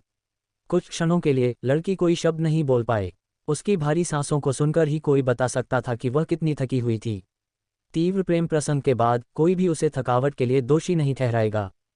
तुमने मुझे नहीं बताया कि तुमने कैदियों को कहाँ रखा है हंटर। अयानो, सुनहरे बालों वाली सुंदरी जो वर्तमान में कंबल के नीचे आधी नग्न अवस्था में हंटर के बगल में लेटी थी, ने पूछा। क्या ये तकिया वार्ता का आपका संस्करण है? हंटर मुस्कुराया। हंटर के शब्दों ने माइकल को थोड़ा हंसाया। कुछ ही घंटे पहले हंटर ने बिना किसी दया के सैकड़ों लोगों का कत्लेआम किया। उसकी जगह कोई और होता तो कम से कम कुछ पश्चाताप या किसी तरह की भावनाएं तो दिखाता। लेकिन इसके बजाय हंटर अपने कमरे में वापस आया और अयानो से प्यार करने लगा। उसने परिणामों के बारे में सोचे बिना एक राजा को भी मार डाला। हालांकि माइकल को लग रहा था कि हंटर ने शुरू से ही सब कुछ प्लान किया था। दूसरे हंटर के विचार के विपरीत वे हंटर को नहीं फंसा रहे थे, बल्कि हंटर उन्हें फंसा रहा था, जिसमें राजा भी शामिल था। माइकल ने हंटर को दोष नहीं दिया, क्योंकि वे रईस और राजा उसे मारने के लिए वहां थे। दूसरा हंटर सचमुच हंटर के महल को लूटने और महल में लड़कियों के साथ सोने की योजना बना रहा था। इसलिए वे संत नहीं थे जो मौत के लायक नहीं थे। बस इतना था कि माइकल ने उन सभी को मारने का एक शानदार तरीका चुना होगा या बयान देने के लिए राजा जैसे कुछ प्रमुख व्यक्तियों को ही मार डाला होगा। यही माइकल की शैली थी। दूसरी ओर हंटर अपने दुश्मनों को जड़ से उखाड़ फेंकना चाहता था, चाहे इसके लिए उसे कोई भी कीमत चुकानी पड़े। मेज पर रखे चर्मपत्रों को पढ़ने के बाद माइकल को पता चला कि हंटर शायद पूरी दुनिया में एक आपराधिक साम्राज्य बनाने की फिराक में है। वह एक आपराधिक अंडरवर्ल्ड बना रहा है, माइकल ने खुद से कहा। जाहिर है, कई चर्मपत्रों में लॉग, भूमिगत मार्गों के बारे में जानकारी और प्रत्येक राज्य में अपराधियों और भ्रष्ट अधिकारियों की सूची थी। मैं बस ये देखना चाहता हूं कि मेरे राजकुमार की घेराबंदी करने की हिम्मत किसने की। अयानो ने हंटर को गले लगाया और उसके काले बालों के साथ खेला। क्या ऐसा है? हंटर ने अपने चेहरे पर एक सौम्य मुस्कान के साथ पूछा। जब वह मुस्कुराया तो हंटर बहुत ही सौम्य और दयालु लग रहा था। कोई भी इस पर विश्वास नहीं करेगा अगर कोई कहे कि उसने अभी अभी सैकड़ों लोगों की निर्मम हत्या की है। अयानो ने सिर हिलाया और हंटर की तराशी हुई छाती पर अपना सिर टिकाया। क्या आप जानते हैं कि उन्होंने हंटर को हंटर का शिकार करने के लिए भेजा था? हंटर को ये याद करते हुए मज़ा आया कि कैसे उसने सेंटिनल प्राइम के सबसे अच्छे सैनिकों में से एक को मार डाला था। सच में, अयानो ने जल्दी से अपना सिर उठाया और सीधे हंटर को उसके नीले रंग में देखा। आंखें? हाँ, वे कहाँ हैं? मेरा मतलब है कि तुमने उन्हें कहाँ रखा? अयानो को अजीब तरह से दिलचस्पी लग रही थी कि हंटर ने अपने कैदियों को कहाँ भेजा। वास्तव में माइकल को भी आश्चर्य हुआ कि युद्ध जहाज के उड़ने वाले आदमी का क्या हुआ और तानाशाह हंटर के संगठन के भीतर हंटर का अंदरूनी आदमी कौन था। बैकस्लैश हमारे बीच एक सांप है अयानो, हंटर की आवाज़ गंभीर हो गई। सांप हमारे बीच? हंटर, तुमने ऐसा क्यों कहा? जब लड़की हंटर से जवाब की उम्मीद कर रही थी तो वह एक तरफ लुढ़क गया और बिस्तर के बगल की मेज से शराब की बोतल उठा ली। फिर हंटर ने मग का इस्तेमाल किए बिना ही शराब को अपने गले से नीचे उतार लिया। उसने कुछ सेकंड में पूरी बोतल खत्म कर दी। देशद्रोही दुश्मनों से ज्यादा खतरनाक होते हैं अयानो, हंटर ने अपनी आवाज़ में कोई भावना नहीं दिखाते हुए कहा। मुझे देशद्रोह पसंद है, लेकिन मैं देशद्रोहियों से नफरत करता हूँ, हंटर ने गुर्राते हुए कहा। आह, मेरी तरफ देखो। अचानक हंटर ने अपने माथे पर मजाकिया तमाचा मारा। तुमने मुझसे पूछा कि मैंने हंटर और उसके समूह को कहाँ रखा है। हंटर के एक बार फिर से एक तरफ लुढ़कने पर अयानो ने सिर हिलाया। इस बार उसने बिस्तर के नीचे से खून से भरी एक शीशी पकड़ी। हंटर ने शीशी अयानो की ओर फेंकी। उसने शीशी पकड़ी और हैरान होकर देखने लगी। ये हंटर का बचा हुआ हिस्सा है। हंटर ने अपनी ठुड्डी रगड़ी। यह शायद वह बौना या औक हो सकता है। भाड़ में जाए, ये सब मुझे वहीं मिला जहां मैंने उसे मारा था। माइकल आखिरकार अपनी आंखें मेज पर नहीं रख सका और उसने अयानो और हंटर की ओर देखा। हालांकि हंटर शांत दिख रहा था और एक मुस्कुराहट दिखा रहा था, अयानो पीली और हैरान दिख रही थी जैसे उसने कोई भूत देखा हो। यह अयानो हकलाते हुए बोली। हंटर ने शराब की बोतल से आखिरी घूंट लिया तो उसके हाथ कांपने लगे। तुम्हारे नुकसान के लिए खेद है अयानो, हंटर ने उसके बालों को ब्रश किया। फिर उसने अपना सिर झुकाया और उसके चेहरे पर शैतानी मुस्कान उभर आई। या मुझे सेंटिनल एजेंट मोनोलिथ कहना चाहिए? हंटर ने पूछा। अचानक उसने बिस्तर के फ्रेम पर शराब की बोतल तोड़ दी और बिजली की गति से अयानो की गर्दन पर चाकू भोंक दिया। उसने अपनी गर्दन पकड़ ली और खून चारों ओर फैल गया, जिससे सफ़ेद चादरें लाल हो गईं। वह बेचैन होकर छटपटाती रही और हंटर ने उसे बार बार चाकू घोंपा जब तक कि वह हमेशा के लिए हिलना बंद नहीं कर दिया। गद्दारों के प्रति नरमी हम सभी को नष्ट कर देगी, हंटर ने टूटे हुए कांच को फेंक दिया और अयानो के बेजान शरीर को अपने बगल में बिस्तर पर भिगोते हुए देखा। माइकल हंटर की निर्दयता से वास्तव में स्तब्ध था। वह भी कुछ क्षण पहले ही लड़की के साथ प्यार कर रहा था। उनके शरीर पर पसीना भी नहीं सूखा था, लेकिन उसने उसे चाकू घोंपकर मार डाला। अयानो उर्फ सेंटिनल प्राइम एजेंट मोनोलिथ को चाकू घोंपकर मार डालने के बाद हंटर ने कंबल हटाया और बिस्तर से सीटी बजाते हुए चला गया, जैसे कुछ हुआ ही ना हो। उसने एक सफ़ेद तौलिया पकड़ा, अपना चेहरा पोंछा और अपनी कलाई को झटका, जिससे उसका सारा खून गायब हो गया। जब हंटर कुछ कपड़े पहन रहा था, माइकल लड़की की ओर तैरता हुआ आया और आहें भरने लगा। बेशक माइकल को उस लड़की के लिए सहानुभूति महसूस नहीं हुई, क्योंकि वह वास्तव में दूसरे हंटर संगठन के लिए काम कर रही थी और उसने सुरक्षा को निष्क्रिय कर दिया था। दुर्भाग्य से उसने एक घातक खेल खेला और हार गई। हंटर जैसे आदमी से निपटने के दौरान किसी को बहुत सावधान रहना चाहिए। एक तानाशाह के रूप में हंटर को रोजाना मौत की धमकियों और हत्या के प्रयासों का सामना करना पड़ता था। नतीजतन उसने लोगों को पढ़ने और कुछ सेकंड में गद्दारों को पहचानने का कौशल हासिल कर लिया। वह यहाँ कैसे आ गया? क्या वह मर गया और एक सिस्टम के साथ इस दुनिया में स्थानांतरित हो गया? हंटर के पास सिस्टम होने के विचार से ही उसकी रीढ़ में सिहरन दौड़ गई। इस ब्रह्मांड को हंटर जैसे हत्यारे पागल की आखिरी जरूरत थी। कोई होस्ट नहीं, हंटर के पास कोई सिस्टम नहीं है। सिस्टम ने अचानक जवाब देकर माइकल को चौंका दिया। माइकल ने राहत की सांस ली, क्योंकि हंटर ने आखिरकार अपने काले वस्त्र पहनना समाप्त कर दिया। मैं अच्छा दिख रहा हूँ। हंटर एक दर्पण के सामने खड़ा था, अपने बालों को कंघी कर रहा था ताकि वे एकदम सही दिखें। फिर वह अपने कोट और शर्ट को ठीक करने लगा और अपने काले कोट से धूल झाड़ने लगा। सब कुछ कहने और करने के बाद हंटर ओक टेबल के पीछे अपनी सीट पर चला गया। लेकिन बैठने के बजाय उसने पर्दे हटा दिए, जिससे बाहर रात के आसमान के नीचे चमकता हुआ शहर दिखाई दिया। अब आप नग्न लड़की को देखना बंद कर सकते हैं। हंटर की बातें सुनकर माइकल दंग रह गया। कुछ पलों के लिए माइकल ने ये देखने के लिए इधर उधर देखा कि क्या वह किसी और से बात कर रहा है। आत्मा के रूप में होने का मतलब यह नहीं है कि कोई भी आपको नहीं देख सकता, हंटर ने बिना मुड़े ही कहा। उसकी नज़र अभी भी उसके द्वारा बनाए गए नियॉन शहर पर टिकी हुई थी। सिस्टम, क्या वह मुझे देख सकता है? ऐसा लगता है। सिस्टम की आवाज़ धीमी पड़ गई। जिस क्षण कुछ गलत हो, जो भी करना हो करो और मुझे सुरक्षित स्थान पर भेज दो, माइकल ने सिस्टम को आदेश दिया और फिर धीरे धीरे टेबल की ओर तैरने लगा। अध्याय 546 तानाशाह हिटमैन से मिलता है। हंटर तब तक इंतजार करता रहा जब तक माइकल उसके बगल में तैरता हुआ नहीं आ गया। हाँ, मैं तुम्हें देख सकता हूँ, हंटर ने माइकल से शांति से कहा जब वह उसके पास पहुंचा। हंटर ने अपने सामने शहर को देखा और माइकल से बात की। माइकल अभी भी हैरान था कि हंटर उसे कैसे देख सकता है। उसने सिस्टम से पूछा लेकिन उससे कोई जवाब नहीं मिला। क्या ये सुंदर नहीं है?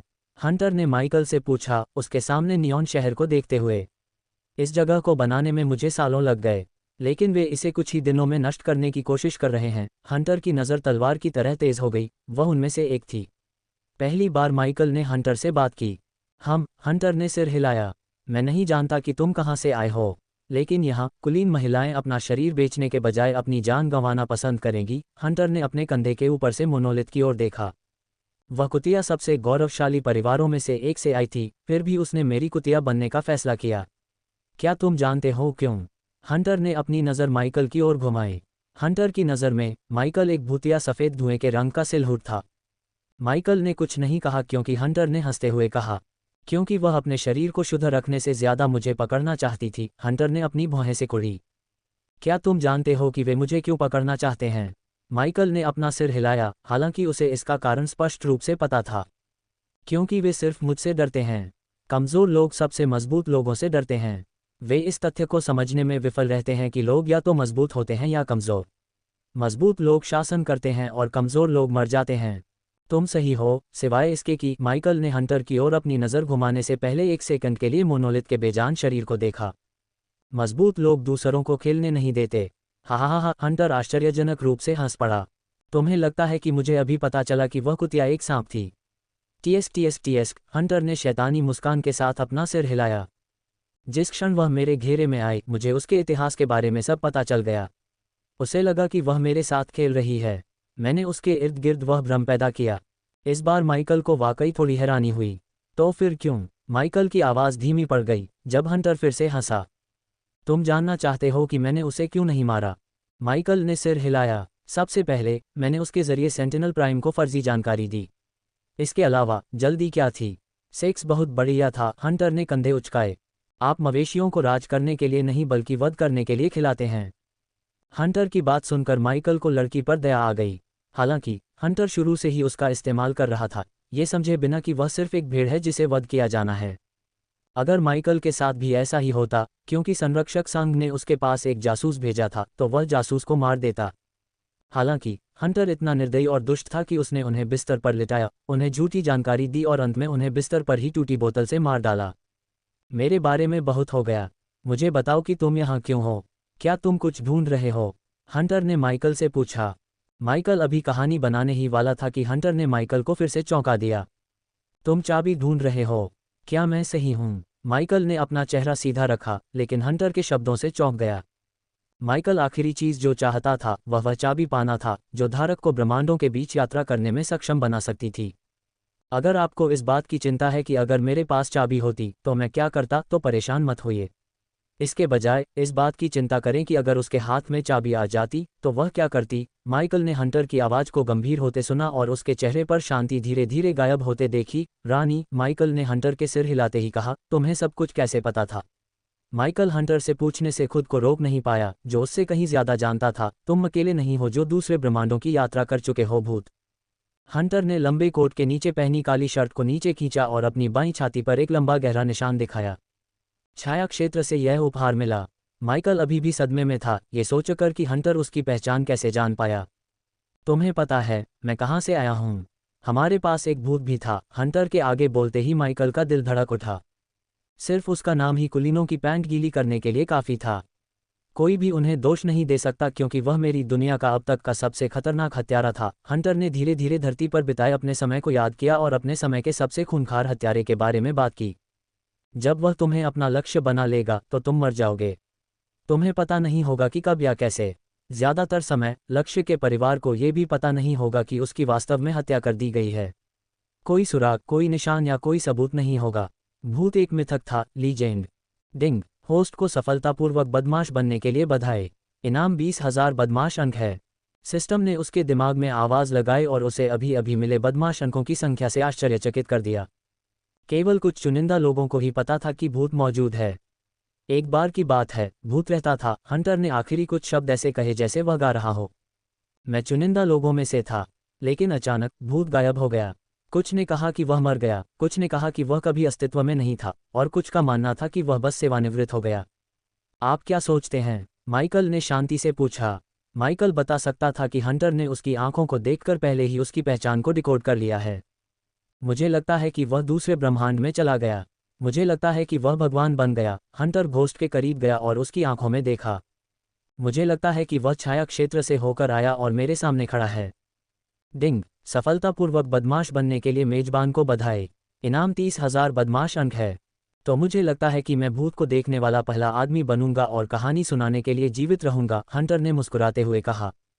सौभाग्य से, मैं सेवानिवृत्त हो चुका हूं। Hunter blade. इस बार हंटर ने चौंककर अपनी भौहें ऊपर उठाईं। उसे पता नहीं था कि घोस्ट ने उसे कैसे पहचाना। माना कि हंटर ने वही नाम इस्तेमाल किया जो उसने धरती पर इस्तेमाल किया था, लेकिन वह दूसरे शरीर में स्थानांतरित हो गया था। ऐसा बिल्कुल भी संभव नहीं था कि वह धरती पर जैसा दिखता था वैसा ही दिखता हो। फिर भी घोस्ट ने उसे पहचान लिया। पृथ्वी के इतिहास में सबसे कम उम्र का तानाशाह, वह व्यक्ति जिसने 6 साल की उम्र में किंगडम ब्लेड की गद्दी संभाली।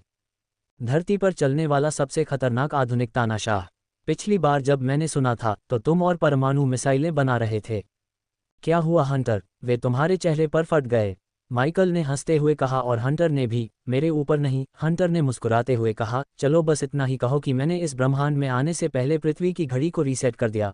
हंटर के चेहरे पर ठंडी शैतानी मुस्कान ने माइकल को सबसे बुरा सोचने पर मजबूर कर दिया। फिर भी माइकल के पास पृथ्वी पर कोई ऐसा नहीं था जिसकी वह परवाह करता था और प्यार करता था। इसलिए हंटर ने पृथ्वी के साथ जो कुछ भी किया उससे माइकल को कोई परेशानी नहीं हुई। देखो भूत, हम दोनों पृथ्वी से हैं और यह हमें एक तरह से भाई बहन बनाता है। माइकल ने चुप रहना चुना ताकि हंटर उसके पूछे बिना उसे और जानकारी दे सके, और जैसा कि माइकल ने उम्मीद की थी, हंटर ने रानी और चाबी के बारे में और बात की। हम अपने अपने ब्रह्मांडों में अधिक खुश और स्वतंत्र हैं। चाहे हम धरती पर कितने भी शक्तिशाली और डरावने क्यों न हो, इसकी तुलना हमारे अपने ब्रह्मांडों में मौजूद चीज़ों से नहीं की जा सकती। हंटर ने धीरे से अपनी नज़र वापस बाहर के शहर की ओर घुमाए और आह भरी। लेकिन यहाँ जो मैं बना रहा हूँ उसे कुछ खतरा है। रानी, माइकल ने हंटर के सिर हिलाने पर कहा। तुम रानी की खुशबू से महक रहे हो भूत। अगर मैं सही हूँ और मैं आमतौर पर सही होता हूँ तो तुम पहले ही उसके किसी जनरल से मिल चुके हो। माइकल ने अपनी भौहें सिकुड़ी। जब मैं जनरलों की बात करता हूँ तो इसका मतलब वो इंसानी जनरल नहीं है जिनसे तुम मिल चुके होगे। ये घृणित प्राणी कुछ ही घंटों में किसी ग्रह पर सभी जीवन को खत्म कर सकते हैं। तो कल्पना करो कि उनकी रानी क्या करने में सक्षम है। तुमने इनमें से किसी जनरल से लड़ाई की? माइकल ने उत्सुकता से पूछा, लेकिन उसने देखा कि हंटर ने थकी हुई मुस्कान के साथ अपना सिर हिलाया। मैं शक्तिशाली हूँ, लेकिन जनरलों को हराने के लिए पर्याप्त शक्तिशाली नहीं हूँ। वास्तव में हम में से कोई भी उन्हें नहीं हरा सकता, कम से कम अभी तक नहीं, और हम अकेले रानी को नहीं हरा सकते। इसलिए मैं तुम्हें चाबी ढूंढने में मदद करना चाहता हूँ। हम अकेले लड़ते हुए मर सकते हैं या साथ खड़े रह सकते हैं। माइकल ने चुप्पी तोड़ने से पहले हंटर की कही हर बात पर कुछ पलों तक विचार किया। हंटर, तुम्हें सब कुछ कैसे पता चला?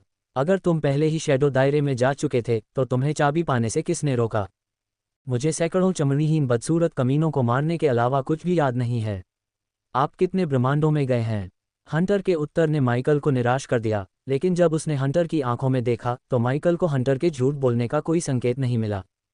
तुम्हारे सहित दो, तुम एथेरिया गए थे? माइकल ने सिर हिलाया और हंटर को गहरी सांस छोड़ते हुए देखा। तो तुम्हें एक और ब्रह्मांड में जाना है, उन सभी में सबसे शक्तिशाली और खतरनाक ब्रह्मांड। हंटर की आवाज़ में गंभीरता सुनकर ही माइकल अगले ब्रह्मांड के बारे में एक विचार बना सकता था जिसकी यात्रा वह करने वाला था। हंटर ने अपनी मुट्ठी भींचते हुए कहा, यही वह जगह है जहां से सब कुछ शुरू हुआ था। हंटर ने अपने मन में जादूगरों को कोसा। हंटर को जादूगरों को प्राचीन पिरामिड खोलने देने का बहुत पछतावा हुआ। अगर उसे उस समय पता होता कि रानी का सेनापति पिरामिड में बंद है तो वह उन्हें किसी भी तरह से रोक सकता था। अब उसे रानी के सेनापति को रोकने का कोई तरीका ढूंढना था, इससे पहले कि वह प्राचीन देवताओं द्वारा लगाए गए बाकी बंधनों को तोड़ दे। हंटर ने अपने गुस्से को अपने दिमाग के कोने में दबाते हुए अपनी कलाई को झटका, क्योंकि उसके हाथ में एक सुनहरा शेर का सिर उभरा हुआ काला कार्ड दिखाई दिया। हंटर माइकल ने कार्ड को भूत की ओर फेंका और हवा में ही उसे पकड़ लिया। हैरानी की बात यह है कि माइकल अपने भूतिया रूप के बावजूद कार्ड को छूने में सफल रहा। यह एक कॉलिंग कार्ड है। इसके साथ मैं ब्रह्मांड की यात्रा कर सकता हूं और तुम मेरे ब्रह्मांड में जा सकते हो। याद रखो कि कार्ड का उपयोग केवल एक बार ही किया जा सकता है। यदि तुम्हारी दुनिया में जनरल ने अपनी बेड़ियां तोड़ दी हैं तो कार्ड का उपयोग करो। जब समय आएगा तो मैं भी ऐसा ही करूंगा, माइकल ने कार्ड को अपने स्टोरेज में रखने से पहले देखा। हालांकि माइकल को हंटर से कोई प्यार नहीं था, लेकिन वह सही था। अपने वर्तमान स्तर के साथ माइकल को नहीं लगता था कि वह रानी के जनरल के खिलाफ खड़ा हो सकता है। अगर उसकी प्रवृत्ति सही थी तो हाइड्रा उसकी दुनिया में रानी का जनरल हो सकता है। अध्याय 547 छाया क्षेत्र में वापसी। माइकल को आश्चर्य हुआ कि हंटर को वह कार्ड कहाँ से मिला जिससे वे ब्रह्मांडों के बीच यात्रा कर सकते थे। हालांकि जब माइकल ने कार्ड की उत्पत्ति के बारे में पूछा तो उसे केवल मुस्कान मिली। माइकल को यह स्पष्ट हो गया था कि हंटर के पास भी अपने जैसे ही रहस्य हैं। अगला ब्रह्मांड, मुझे इसके बारे में बताओ, माइकल ने हंटर से पूछा। जैसा कि मैंने कहा, यह वह जगह है जहां सब कुछ शुरू हुआ। कम से कम यही मैंने छाया क्षेत्र में सीखा, हंटर ने कहा। छाया क्षेत्र में आपके साथ कोई निशानवाहक है? हंटर ने माइकल से पूछा। माइकल ने सिर हिलाया। जाहिर है, हंटर के पास भी कोई ऐसा व्यक्ति था जिसके पास सबरीना के हाथ पर मौजूद रून जैसा रून था। हंटर का सवाल सुनकर माइकल को पता चला कि सबरीना अकेली निशानवाहक नहीं थी। इसके अलावा एथेरिया की तुलना में हंटर के ब्रह्मांड में माइकल के ब्रह्मांड के साथ अधिक समानताएं थीं। हालांकि माइकल को नहीं पता था कि हंटर उससे कितना मिलता जुलता है, क्योंकि उसके पास एक बदमाश प्रणाली का अपना संस्करण था। जाहिर है, दोनों प्रणालियां एक दूसरे के अस्तित्व से अनजान थीं और साथ ही, और हालांकि उनका नाम एक ही था, वे एक जैसे नहीं थे। फिर निशान का अनुसरण करें और यदि आप भाग्यशाली हैं तो आप बिना किसी आश्चर्य के अपने अंतिम गंतव्य तक पहुंच जाएंगे। आश्चर्य, यहां आने से पहले आपने कितने त्वचाहीन बदसूरत लोगों से लड़ाई की है? हंटर ने माइकल को एक सवाल के साथ जवाब दिया। 48। हंटर ने अपना सिर हिलाते हुए मुस्कुराया। तुम वाकई किस्मत वाले हो, मैंने उनमें से सैकड़ों या हजारों से लड़ाई की। उस समय ये जगह रानी के गुर्गों से भरी हुई थी, इसलिए मुझे लगता है कि मैंने उन्हें लगभग विलुप्त होने के कगार पर पहुंचा दिया। हे, हंटर ने हंसते हुए कहा। अब माइकल को धीरे धीरे समझ में आया कि रानी हंटर से इतनी नाराज क्यों थी। दीवार पर उत्कीर्णन से माइकल को पता चला कि हंटर ने रानी को मार डाला, लेकिन हंटर के अनुसार वह उसके सेनापति को हराने के लिए भी पर्याप्त शक्तिशाली नहीं था। इसका मतलब था कि या तो हजारों भुजाओं वाली महिला रानी की सेनापति थी या माइकल ने जो देखा वह हंटर का भविष्य का संस्करण था। माइकल को यह भी समझ में आया कि हंटर ने उसके बारे में और कैसे सीखा। वास्तव में एक संभावना थी कि हंटर भविष्य में कहीं माइकल के अपने ब्रह्मांड में आया हो या छाया क्षेत्र की दीवारों पर उत्कीर्णन से अपने भविष्य के बारे में सीखा हो। मुझे नहीं पता कि आप उस ब्रह्मांड की समय रेखा में कहाँ पहुंचेंगे, लेकिन आप चाहे जहां भी उतरें, मुझे पूरा यकीन है कि आप प्राचीन देवताओं से मिलेंगे। क्या आपको उनसे मिलना याद है? माइकल ने हंटर से पूछा। स्पष्ट रूप से हाँ, मैं उस समय बहुत कमज़ोर था, इसलिए मेरी यादें धुंधली थीं। फिर भी माइकल ने हंटर के झूठ बोलने के कोई संकेत नहीं देखे। जहां तक माइकल बता सकता था, हंटर या तो बहुत बड़ा झूठा था या वह सच बोल रहा था। माइकल की सहज बुद्धि ने उसे बताया कि यह बाद वाला था। क्या आप किंग जीव नामक किसी व्यक्ति के बारे में कुछ जानते हैं? माइकल ने हंटर से पूछा। आमतौर पर हंटर किसी का जवाब नहीं देता था और वह सवाल पूछने वाला व्यक्ति बनना पसंद करता था। हालांकि हंटर ने माइकल के लिए एक अपवाद बनाया क्योंकि उसे माइकल की मदद की ज़रूरत थी ताकि जब रानी उसके ब्रह्मांड के खिलाफ युद्ध छेड़े तो वह जनरल और रानी को हरा सके। ऐसा नहीं था कि हंटर उससे अकेले नहीं लड़ सकता था, क्योंकि हंटर के पास एक बदमाश सिस्टम था, लेकिन हंटर रानी के खिलाफ जीतने की अपनी संभावनाएं बढ़ाना चाहता था। हंटर जमीन से एक आपराधिक साम्राज्य का निर्माण नहीं कर रहा था और सिर्फ रानी से लड़ते हुए मरने के लिए एक छाया संगठन नहीं बना रहा था। माइकल की तरह हंटर भी अपने अमर जीवन को पूरी तरह से जीना चाहता था। माइकल और हंटर के बीच एकमात्र अंतर यह था कि उन्होंने अपने लक्ष्यों को प्राप्त करने के लिए जो रास्ता चुना था। अगर माइकल के पास गार्जियन गिल्ड और स्काई हॉल था तो हंटर के पास सेंटिनल प्राइम्स और उसकी अपनी समस्याएं थीं। ईमानदारी से कहूं तो हंटर का जीवन माइकल से ज्यादा रोमांचक था, क्योंकि हंटर ने उच्च जोखिम वाले उच्च इनाम वाले दृष्टिकोण को चुना जबकि माइकल ने हिटमैन की तरह सुरक्षित खेला। उसके बारे में कभी नहीं सुना, हंटर ने कंधे उचकाए। मैं कहाँ था? हो हाँ, प्राचीन देवता। हंटर ने एक पल के लिए अपनी आंखें बंद कर ली ताकि वह प्राचीन देवताओं और उनके ब्रह्मांड के बारे में सब कुछ याद कर सके। जब मैं उनसे मिला तो वे युद्ध के बीच में थे और देवत्व तक पहुंचने में बहुत लंबा समय लगा। कौन जानता है, हो सकता है कि आप उनसे उस समय मिले जब वे पहले से ही प्राचीन देवता हैं। माइकल ने हंटर की बात सुनी, उसे ऊपर से एक कोमल चूसने वाली शक्ति महसूस हुई। माइकल ने एक लंबी गहरी सांस ली। अरे, इस जगह को छोड़ने का मेरा समय निकट आ रहा है। ठीक है, अपने बकवास भूत से निपटने के लिए शुभकामनाएं। मैं चाहता हूं कि हम फिर कभी न मिलें, लेकिन मुझे लगता है कि भाग्य हमें एक आखिरी बार साथ लाएगा। हंटर ने आह भरी, मैं थोड़ा निराश हूं कि हम कभी भी पृथ्वी पर एक दूसरे से नहीं मिल पाएंगे। आप मेरे ट्रैक रिकॉर्ड के बारे में जानते हैं, है ना? अगर कोई आपसे अनुबंध करता तो आप इस ब्रह्मांड तक नहीं पहुंच पाते। माइकल मुस्कुराया और माइकल को आश्चर्यचकित करते हुए हंटर भी हंसा, शायद। लेकिन क्या तुमने कभी सोचा है कि किसी ने मेरे सिर पर कोई कॉन्ट्रैक्ट क्यों नहीं रखा? माइकल चुप रहा, जबकि हंटर की ट्रेडमार्क दुष्ट मुस्कान उसके चेहरे पर उभरी। क्योंकि मैंने उन सभी को मार डाला जिन्होंने ऐसा करने की कोशिश की। माइकल को लगा कि चूषण और भी मजबूत होता जा रहा है। दूसरी ओर हंटर ने अपने आसपास के स्थान में विकृति को महसूस किया। हम फिर मिलेंगे डार्क मैज। माइकल ने हंटर को 2 उंगली सलामी दी। मुझे नहीं पता कि तुम किस बारे में बात कर रहे हो, हंटर ने कंधे उचकाए। याद रखो, हमें रानी को हराने के लिए उसकी ज़रूरत है। क्या? माइकल की आकृति धीरे धीरे हंटर की नज़रों से ओझल हो रही थी, क्योंकि भंवर माइकल को अंदर खींच रहा था। हमें रानी को हराने के लिए उसकी ज़रूरत है। हंटर अपनी आवाज़ ऊंची की। कौन? माइकल ने हंटर की आकृति को तेज़ी से छोटा होते हुए देखते हुए चिल्लाया। डॉन। दुर्भाग्य से माइकल ने नाम स्पष्ट रूप से नहीं सुना और हंटर की नज़रों से ओझल हो चुका था। अंत में माइकल की दृष्टि एक बार फिर से अंधकार में हो गई। जब वह एथेरिया गया और ड्रैवन से मिला तो माइकल ने एक नए उपकरण का विचार वापस लाया। हालांकि ढाल ने नज़दीकी युद्ध के दौरान उसके बचाव को अगले स्तर तक बढ़ा दिया, लेकिन यह माइकल द्वारा हंटर से प्राप्त जानकारी जितनी मूल्यवान नहीं थी। जानकारी ही धन थी। रानी और उसकी सेना के बारे में जितनी अधिक जानकारी उसके पास होगी, भविष्य में उसे हराने की योजना बनाना उसके लिए उतना ही आसान होगा। उसके चारों ओर सब कुछ काला था जब तक कि उसने अंत में परिचित प्रकाश नहीं देखा। कई मिनटों के बाद माइकल की आत्मा दरार से बाहर निकलकर उसके भौतिक शरीर में वापस आ गई। जैसे ही वह अपने शरीर में बस गया, माइकल ने खुद को खून की उल्टी से बचाने के लिए उपचार औषधि की एक बड़ी खुराक और कुछ अन्य इंजेक्शन लगाए। वह क्या था? उसने अपने कंधे पर देखा और देखा कि सबरीना सावधानी से उसके पास आ रही थी। सौभाग्य से उन्हें अब कंपन महसूस नहीं हुआ। फिर भी सबरीना की राक्षसी चीख सुनकर वह घबरा गई।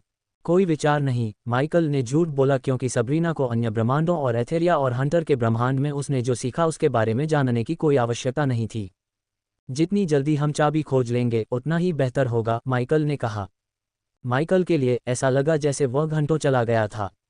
हालांकि छाया क्षेत्र में कुछ सेकंड भी नहीं बीते, इसलिए सबरीना को कुछ भी अजीब नहीं लगा, सिवाय इसके कि वह उसकी आंखों में थोड़ा पीला दिखाई दिया। चलो चलते हैं। माइकल ने अपनी बाहें फैलाईं, अपनी गर्दन को मोड़ा और सबरीना के रूम के रास्ते पर चलते हुए आगे बढ़ा। तुमने वह आवाज़ सुनी है? वह हंटर नाम चिल्ला रही थी।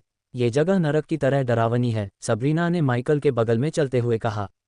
उसने चारों ओर देखा, मुसीबत की उम्मीद कर रही थी, लेकिन सौभाग्य से उन्हें कोई नहीं मिला। दुनिया में बहुत सारे रहस्य हैं सबरीना। मैं अधिकारियों को उनके साथ वैसे ही निपटने देता हूं जैसे वे उचित समझते हैं। मेरे पास बहुत सी चीजें हैं। सबरीना माइकल के जवाब से हैरान नहीं थी। घोस्ट एकमात्र ऐसा व्यक्ति था जिसके दुश्मन सबसे कम थे और नूह की पीढ़ी के सभी प्रतिभाशाली लोगों और युवाओं में सबसे कम साहसिक जीवन था। शाही समाचार ने उसे सबसे शांत और उबाऊ प्रतिभाशाली व्यक्ति कहा। माइकल ने समाचार पढ़ा और उन्हें इसकी परवाह नहीं की या उन्हें दोष नहीं दिया। लेकिन बाहरी दुनिया के लिए वह नूह या किसी अन्य प्रतिभाशाली व्यक्ति के विपरीत एक उबाऊ जीवन जी रहा था। वह दुश्मन बनाने, दूसरों के मामलों में दखल देने से बचता था और अपने काम से काम रखना पसंद करता था। हालांकि जो लोग उसे उबाऊ कहते थे, उन्हें माइकल के साहसिक गुप्त जीवन के बारे में कोई जानकारी नहीं थी। प्लेटों की बात कर रहा हूँ। जब मैं पिछली बार घर आया था तो माँ तुम्हें पारिवारिक रात्रिभोज के लिए आमंत्रित करना चाहती थी। सच में? माइकल को आश्चर्य से आश्चर्य हुआ। ये टूर्नामेंट से पहले या बाद में हुआ था? बाद में। आपने जो किया उसके लिए कोई आपको दोषी नहीं ठहरा सकता। अगर किसी को दोषी ठहराया जाना चाहिए तो वह एंड्रूज और राजा हैं जिन्होंने अजीब निर्णय लिए। मुझे नहीं लगता कि अब वह वैसा ही महसूस करेगी, माइकल ने शांति से कहा, क्योंकि सबरीना को लगा कि कुछ गड़बड़ है। क्या हुआ? कुछ नहीं। मैंने अभी अभी राजा ब्रेडिया के शाही रक्षकों को मार डाला और उनकी बेटी और कई रईसों के सामने उन्हें मारने की धमकी दी। सबरीना का दिमाग कुछ पलों के लिए खाली हो गया, ये देखते हुए कि जब माइकल ने राजा ब्रेडिया के आदमियों का कत्लेआम किया और उन्हें मारने की धमकी दी तब वह पिंजरे में थी। उसे नहीं पता था कि हाल ही में क्या हुआ था।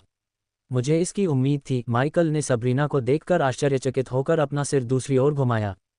तुम्हें इसकी उम्मीद थी? सबरीना ने अपना सिर ऊपर नीचे हिलाया। हाँ, टूर्नामेंट के बाद मैं राजकुमारी कैथरीन से मिलने गया था। उस समय राजा ब्रेडिया कुछ व्यापारियों से बात कर रहे थे। अचानक मैं कमरे में गया और उन्हें व्यापारियों से ब्रैडफोर्ड का दौरा बंद करने के लिए कहते हुए सुना। मुझे पता था कि यह केवल समय की बात है जब तुम समाचार सुनोगे और राजा से मिलने जाओगे। मुझे उम्मीद है कि उसने अपना सबक सीख लिया होगा, माइकल ने शांति से कहा। मैं नरसंहार से बचता हूँ। इसका मतलब यह नहीं है कि मैं यह नहीं कर सकता। माइकल के शब्द भले ही शांत लग रहे थे, लेकिन उसने उसके हर शब्द के पीछे छिपी ठंडी हत्यारी मंशा को महसूस किया। उसे अपने दिल में संदेह नहीं था कि अगर राजा ब्रेडिया ने फिर से घोस्ट के साथ खिलवाड़ किया तो घोस्ट उसके साथ साथ उसकी पूरी सेना को मार डालेगा। उसने जिस तरह से पिशाचों से लड़ाई की और उन्हें मारा, उससे उसे पता चला कि वह कितना शक्तिशाली था। उसकी रहस्यमय साधना अवस्था ने उसे और भी खतरनाक बना दिया। हुश! माइकल और सबरीना कुछ मिनटों तक चुपचाप चलते रहे, जब तक कि उन्हें पीछे से सरसराहट की आवाज़ सुनाई नहीं दी। वे दोनों जल्दी से इधर उधर झटके से घूमे, लेकिन कुछ नहीं देखा। हुश! फिर से उन्होंने सरसराहट की आवाज़ सुनी, लेकिन इस बार ये पहले से ज़्यादा तेज थी। ब्रर! माइकल ने अपने पैरों के नीचे हल्का कंपन महसूस किया तो कुछ गुर्राया। हल्का कंपन जल्द ही इस हद तक बढ़ गया कि माइकल और सबरीना एक दूसरे को देखने लगे। सबरीना ज़मीन से कुछ मीटर ऊपर उठीं। तभी उन्हें ऊपर आसमान में एक लाल जोड़ी चमकती हुई दिखाई दी। अध्याय 548 नया घर। लाल चमक की जोड़ी जल्द ही अंधेरे में बदल गई, लेकिन माइकल को यकीन था कि ऊपर से कोई उन्हें घूर रहा है। उसने चारों ओर देखा और लगातार क्लिक की आवाज़ और उसके बाद हल्की सी गुर्राहटें सुनाई देने लगीं।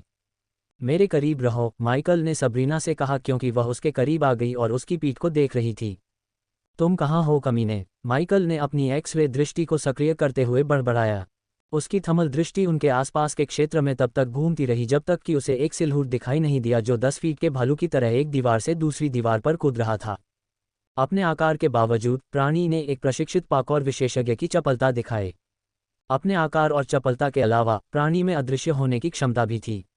सौभाग्य से सबरीना के विपरीत माइकल के पास प्राणी का पता लगाने के लिए थमल दृष्टि थी। एक कोर स्ट्रेंथनिंग स्टेज प्राणी, माइकल ने अपनी सांस के नीचे बड़बड़ाया। चूंकि उसने शैडो रियल में प्राणियों के सापेक्ष खेती के चरण का पता लगाने की क्षमता खरीदी थी, इसलिए माइकल देख पाया कि प्राणी कितना शक्तिशाली था। हालांकि यह उससे एक चरण कम था, लेकिन इसके आकार और चपलता ने खेती के चरण में इसकी कमजोरी की भरपाई कर दी। जब माइकल प्राणी की हरकतों का पीछा कर रहा था तो सबरीना ने माइकल की छाती पर एक नीला बिंदु देखा। माइकल ने पहले ही देखा कि प्राणी उस पर निशाना साध रहा है, लेकिन इससे पहले कि वह प्रतिक्रिया कर पाता, सबरीना ने उसे नीली लेजर लाइन से दूर धकेल दिया। ऐसा लगा जैसे शिकारी उसका शिकार कर रहा था। क्लिकिंग की आवाज़, अदृश्यता और लेजर लाइन ने प्राणी को शिकारी के बेहद समान बना दिया। धमाका! जब सबरीना ने उसे धक्का दिया तो माइकल को लगा कि हवा की एक गर्म लहर उसके पास से गुजर रही है। फिर ठीक उसी क्षण उसने अपने पीछे एक विस्फोट सुना और पीछे मुड़ा तो देखा कि नीचे जमीन पर एक हरा गर्म तरल पदार्थ गिर रहा था। सबरीना के मन में कोई संदेह नहीं था कि अगर हरा गू उन पर पड़ता तो वे हड्डियों तक पिघल जाते। माइकल गर्म लहर के साथ जमीन से आती हुई चटकने की आवाज़ सुन सकता था। यही कारण है कि आपको एक ढाल की आवश्यकता है, माइकल ने बड़बड़ाया। हाल ही में वह बिना मंत्रों के बहुत सी नज़दीकी लड़ाइयों में शामिल हो रहा था। इन लड़ाइयों के दौरान उत्तरदायी ढाल सक्रिय नहीं होती थी और उसे वार से बचाती नहीं थी, क्योंकि यह उसे केवल मंत्रों और ऊर्जाओं का उपयोग करके बनाए गए हमलों से बचाती थी। माइकल ने भले ही सरपेंट मेगा में 98% महारत हासिल कर ली हो, लेकिन खुद का बचाव करने के लिए कोई ढाल न होना अभी भी उसकी कमजोरी थी। ये कहाँ है? क्या तुम इसे देख सकते हो? सबरीना ने माइकल की पीठ से पीठ सटाकर पूछा। वे एक घेरे में घूमे जबकि माइकल जानवर को ट्रैक कर रहा था, जो हर सेकंड इधर उधर कूदता रहा। वह उसका पूरा आकार नहीं देख पाया, लेकिन वह थोड़ा बहुत एक भेड़िए जैसा दिख रहा था, जिसका आकार 10 फीट के भालू के बराबर था। चूंकि वह प्राणी के ताप संकेत को देखने के लिए थर्मल विशन का उपयोग कर रहा था, इसलिए वह प्राणी की अन्य विशेषताओं जैसे त्वचा का रंग, दांतों की संख्या या उसके पास फर है या नहीं को नहीं देख पाया। इग्निटिया! माइकल ने जल्दी से अपनी तलवार उठाई और प्राणी पर बिजली का एक बोल्ट दागा। उसका बिजली का बोल्ट बिजली की चमक की गति से चला, फिर भी प्राणी दूसरी तरफ की दीवार पर कूदकर बोल्ट से बचने में सक्षम था। इसकी गति ने माइकल को चौंका दिया। क्या तुमने इसे मारा? सबरीना पूछा। ये भाग गया। क्या तुम इसे देख सकती हो? वह हैरान थी। अगर तुम इसे अपनी आंखों से नहीं देख सकती तो इसे अपनी दूसरी इंद्रियों से देखो। अपनी आंखें बंद करो और सुनो, माइकल ने सबरीना से फुसफुसाते हुए कहा और उसने बिना किसी हिचकिचाहट के अपनी आंखें बंद कर लीं। उसने उस पर पूरा भरोसा किया। माइकल ने उससे झूठ नहीं बोला। उसने अपनी इंद्रियों को पृथ्वी पर अपनी दूसरी इंद्रियों का उपयोग करके एक मानसिक मानचित्र बनाने के लिए प्रशिक्षित किया और अभी भी ऐसा कर सकता था। हालांकि उसे उस क्षमता का उपयोग करने की कोई आवश्यकता नहीं थी क्योंकि उसके पास जानवर को ट्रैक करने के लिए एक्स-रे दृष्टि थी। हालांकि माइकल ने सबरीना से अपनी आंखें बंद करने के लिए कहा क्योंकि वह डेथ रेंज डालना चाहता था और अपनी शक्ति को जल्दी से बढ़ाना चाहता था। चूंकि अखाड़ा पहले से ही अंधेरा था, इसलिए कोई भी जगह को और अधिक अंधेरा होते हुए नहीं देख सकता था। जिस क्षण माइकल को लगा कि उसकी पूरी शक्ति उसके अंदर उबल रही है, माइकल ने अपने दोनों हाथ ऊपर उठाए और अपने हाथों से 2 काले बिजली के बोल्ट जानवर की ओर छोड़े। जानवर ने छलांग लगाए, बचने की कोशिश की, लेकिन इस बार माइकल के बिजली के बोल्ट जानवर से ज्यादा तेज थे। जानवर ने तुरंत दर्द में एक कान फाड़ने वाली दहाड़ लगाई। एक बिजली का बोल्ट उसके कंधे से होकर गुजरा और दूसरा उसकी त्वचा को छूता हुआ निकल गया। माइकल ने दीवार पर चमकते नीले खून के निशान देखने के लिए जल्दी से अपनी थर्मल विशन बंद कर दी। खून के निशान उन्हें उसके आगे के रास्ते में आगे ले जा रहे थे। खून पहली रंगीन चीज थी जो उसने अब तक छाया क्षेत्र में देखी थी। अब तक बाकी सब कुछ काला और सफ़ेद दिख रहा था। सबरीना ने जल्दी से समझ लिया, तुमने मारा। इसलिए जब उसने अपनी आंखें बंद की और आसपास के माहौल पर ध्यान केंद्रित किया तो वह जानवर की हरकतों को स्पष्ट रूप से ट्रैक कर सकती थी। जानवर के दहाड़ने के बाद सबरीना ने अचानक अपनी आंखें खोली और खून के निशान देखे। अगर जानवर उस पर हमला करने के बाद झपटता तो माइकल को राहत मिलती। हालांकि अब वह चिंतित था। ऐसा लग रहा था कि जानवर में बुद्धि थी, इसलिए वह माइकल पर हमला करने के बजाय भाग गया। चलो चलते हैं, लेकिन सावधान रहना और अपनी सावधानी मत खोना, माइकल ने कहा और संकरी सीधी पगडंडी पर अपनी यात्रा जारी रखी। कुछ मिनट चलने के बाद खून के निशान गायब हो गए और सब कुछ सामान्य हो गया। फिर भी वे दोनों चुप रहे, अपनी इंद्रियों पर ध्यान केंद्रित किया। सावधानी से आगे बढ़ते हुए माइकल ने देखा कि उसके बगल की दीवार पर नक्काशी एक बार फिर से आकृतियों के आकार बनाने लगी है। दीवार पर आकृतियों को देखकर माइकल अपने रास्ते से भटक गया और दीवार के पास पहुंच गया जबकि सबरीना उसके पीछे पीछे चल रही थी। मुझे नहीं पता कि तुम क्या देख रहे हो, सबरीना ने आह भरी। मुझे ये उत्कीर्ण डिज़ाइन पसंद हैं। मैं इन्हें अपनी नई हवेली के लिए खरीदने के बारे में सोच रहा हूँ, माइकल ने झूठ बोला, लेकिन उसके जवाब में थोड़ी सच्चाई थी। नई हवेली? सबरीना ने अपना सिर झुकाया। माइकल ने सिर हिलाया। रिवर टाउन में अपने लिए एक नया घर बनाना उसकी योजना लंबे समय से थी। दुर्भाग्य से संरक्षक संघ, डार्क लॉर्ड, भविष्यवाणी और बाकी सब के कारण माइकल के पास अपने नए घर की योजना बनाने का समय नहीं था। हालांकि गया और माइकल की सगाई के बाद उन दोनों ने रिवर टाउन में एक नया घर बनाना शुरू करने का फैसला किया। माइकल रॉयल लैंड में आसानी से ज़मीन का एक बड़ा टुकड़ा खरीद सकता था और अगर वह मांगता तो राजा शायद माइकल को मुफ्त में ज़मीन दे देता क्योंकि उनके राज्य में 5 स्टार की मियागर होने से उसका मूल्य अगले स्तर तक बढ़ जाता। एलोन के सबसे धनी राज्य में अपना घर बनाने या बैरन टोटोंक की हवेली में रहने के बजाय माइकल ने रिवर टाउन में उसके लिए एक महल बनाने की योजना बनाई जो किंगडम ब्रैडफोर्ड का एक हिस्सा है। बैरन टोटोंक की हवेली के बारे में क्या? एक राजा के रूप में क्या आपको वहां नहीं रहना चाहिए? सबरीना ने माइकल से पूछा जबकि वह उत्कीर्णन को समझने की कोशिश कर रहा था। उस पल माइकल ने एक बार फिर पंखों वाला शेर देखा। यह एक ऊंचे मंच पर खड़ा था और जमीन पर हजारों लोगों को देख रहा था जो शेर की पूजा कर रहे थे। शेर के पीछे कई आकृतियां खड़ी थीं जिनमें कुछ नुकीले कान वाले प्राणी भी शामिल थे। एल्व्स, माइकल ने उनके प्रतिष्ठित नुकीले कानों के कारण उन्हें तुरंत पहचान लिया। एल्व्स के अलावा उसने बौने, ऑक, बीस्टमैन और कई ड्रैगन को भी उनके ऊपर उड़ते हुए देखा। यहाँ तक कि जमीन पर मौजूद भीड़ में सभी जातियां शामिल थीं, न कि केवल मनुष्य। वह एक हवेली है, मुझे एक महल चाहिए, उसके शब्दों ने सबरीना को आश्चर्यचकित कर दिया। ये सुनने के बाद कि वह एक महल चाहता है, वह अपनी भौहें ऊपर उठाए बिना नहीं रह सकी।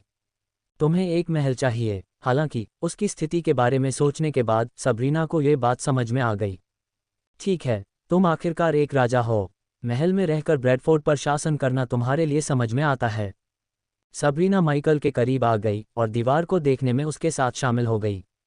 मैं वहां केवल रहने जा रहा हूं, शासन नहीं करने जा रहा हूं, माइकल ने शांति से कहा, यहां तक कि दीवार से अपनी नज़र भी नहीं हटाए। हो, सबरीना आश्चर्य से दंग रह गई। तुम्हारा क्या मतलब है? मुझे राजा बनने में कोई दिलचस्पी नहीं है।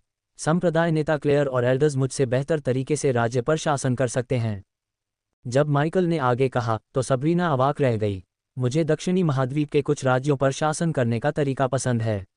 एक पुरुष या महिला द्वारा शासित होने के बजाय वे कई लोगों द्वारा शासित होते हैं जिनमें से प्रत्येक राज्य के एक पहलू को विकसित करने के लिए जिम्मेदार होता है। आप राजत्व को पाने के लिए जो कुछ भी किया उसके बाद आप उसे कैसे त्याग सकते हैं? सबरीना ने अपनी भौहें सिकुड़ी। मैं सबरीना को नहीं फेंकूंगा। मैं राजा बनूंगा, सिवाय इसके कि मैं सारा दिन सिंहासन पर बैठकर खुद राज्य पर शासन नहीं करूंगा, माइकल ने बेपरवाही से कहा और दीवार पर और आकृतियां और दृश्य देखने के लिए दीवार के साथ आगे बढ़ा। उसके सामने दीवार के हिस्से में एक दृश्य था जहां माइकल ने जंगल से घिरे एक राजसी महल के चारों ओर कई ड्रैगन को उड़ते देखा। उसने पंखों वाले शेर की तलाश की लेकिन जानवर नहीं मिला।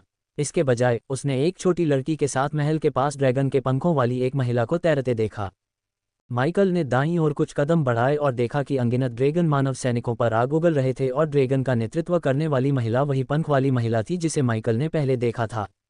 अगर तुम महल बनाने के बारे में गंभीर हो तो मैं एक बौने को जानता हूं जो 5 सितारा वास्तुकार है। वह मुझ पर एहसान करता है, मैं उसे तुम्हें उधार दे सकता हूं। सच में? माइकल ने अपना सिर सबरीना की ओर घुमाया। हाँ, तो मैं उसे मना नहीं करूंगा। मैं उसे कहाँ ढूंढूंगा? सबरीना ने मुस्कुराते हुए अपना सिर हिलाया। मैं उसे तुम्हारे पास लाऊंगी, बस मुझे बताओ मैं तुम्हें कहाँ ढूंढ सकती हूँ। सबरीना शैडो दायरे से जिंदा बाहर निकलने के बारे में बहुत आश्वस्त लग रही थी क्योंकि उसे भरोसा था कि उसके साथ घोस्ट है, वह किसी भी चीज़ से बच सकती है। इसके बाद अगर हम बच गए तो तुम मुझे सनराइज संप्रदाय में पा सकते हो। माइकल ने अपनी नज़र दीवार पर घुमाई। वह दीवार के साथ साथ चलता रहा और ड्रैगन और इंसानों के बीच युद्ध की नक्काशी को देखता रहा जब तक कि नक्काशी बदल नहीं गई, जिससे माइकल एक विशाल हाइड्रा दिखाई देने लगा। 4 सिर वाले हाइड्रा के आकार को देखते हुए और स्टॉर्मविले पर्वत की खाई से उसे घूरती आंखों की जोड़ी को याद करते हुए माइकल को अपनी रीढ़ में ठंडक महसूस हुई। माइकल ने धीरे धीरे अपनी नज़र हाइड्रा से नीचे की ओर घुमाई और देखा कि हाइड्रा के सामने एक आदमी खड़ा है जिसके दोनों हाथ में तलवार और युद्ध की कुल्हाड़ी है। लेकिन दुर्भाग्य से माइकल केवल उसका पिछला हिस्सा देख सकता था, उसका चेहरा नहीं। डॉन, अध्याय 549, हॉलरिड का घर। 1 घंटे के बाद अभिभावकों ने अंतिम संस्कार समाप्त कर दिया। फिर वे नूह, एलिसिया, जानाली, तनुलिया और एक नीले बालों वाले युवा को छोड़कर कब्रिस्तान से चले गए जिसके माथे के बीच में एक छोटी मछली का टैटू था। नूह ने पहले उस युवा को नहीं देखा था और उसे यकीन था कि वह युवा अभिभावक नहीं था। इसलिए नूह को आश्चर्य हुआ कि वह वहाँ क्यों था। नूह की नज़र में वह बहुत युवा लग रहा था। अगर नोहा को अनुमान लगाना होता तो वह कहता कि वह युवा 27 या 28 साल का था। भारी बारिश के बावजूद युवा सूखा रहा और उसके चेहरे पर एक शांत मुस्कान थी। सभी के चले जाने के बाद वह तनुलिया के पास गया। मुझे आपके नुकसान के लिए खेद है अल्फा गाजियन, तनुलिया वलरेन, युवा की आवाज़ मधुर थी। ये बहुत नर्म और सुखदायक था। धन्यवाद, और आप हैं? तनुलिया की आवाज़ धीमी पड़ गई जब युवक मुस्कुराया, एकदम सफ़ेद दांतों की एक पंक्ति दिखाते हुए। मैं मुतरद हूँ, हल्दीर के घर का सदस्य। मैं यहाँ बुजुर्गों की ओर से हूँ। नूह ने तनुलिया की आंखें चौड़ी खुली देखी, मानो वह पूरी तरह से आश्चर्यचकित हो गई हो। तुम्हारे जैसे लोगों ने सदियों से इस जमीन पर कदम नहीं रखा है। तनुलिया चौंक गई। बदले में मुतरद ने बस मुस्कुराया। भयानक समय अल्फा गाजियन। तुम्हारा यहाँ क्या उद्देश्य है मुतरद, और गाजियन गिल्ड तुम्हारी सहायता कैसे कर सकता है? नूह ने अपनी भौहें सिकोड़ते हुए सोचा कि तनुलिया उस युवक के प्रति इतनी विनम्र और विनम्र क्यों व्यवहार कर रही थी। उसने तनुलिया को इस तरह कभी नहीं देखा था। यहाँ तक कि जब वह अवोर महारानी के बुजुर्गों से मिली तब भी वह हावी रही। संरक्षक संघ हमारे रास्ते से दूर रह सकता है और हमें डार्क लॉर्ड की देखभाल करने दे सकता है। क्या? तनुलिया दंग रह गई। तनुलिया ही नहीं बल्कि मुतरद की बातें सुनने वाला हर व्यक्ति आश्चर्यचकित और चौंका हुआ था। मुतरद के चेहरे पर अभी भी मुस्कान थी और हालांकि वह अपने चेहरे पर मुस्कान के साथ दोस्ताना दिख रहा था, नूह ने उसके शब्दों में प्रभुत्व महसूस किया। कोई अपराध नहीं मुतरद, लेकिन तुम्हारे जैसे लोगों को हमारे मामलों में दखल देने का कोई अधिकार नहीं है। तनुलिया की आवाज़ ठंडी हो गई। यह अब तुम्हारा मामला नहीं है। मुतरद ने अपनी कलाई हिलाई और उसके हाथ में एक सुनहरा चर्मपत्र प्रकट हुआ। धारा 88 पढ़ो। मुतरद ने चर्मपत्र तनुलिया को सौंप दिया। जब वह सामग्री को देख रही थी, मुतरद ने धारा 88 पर लिखी बातें सुनानी शुरू की।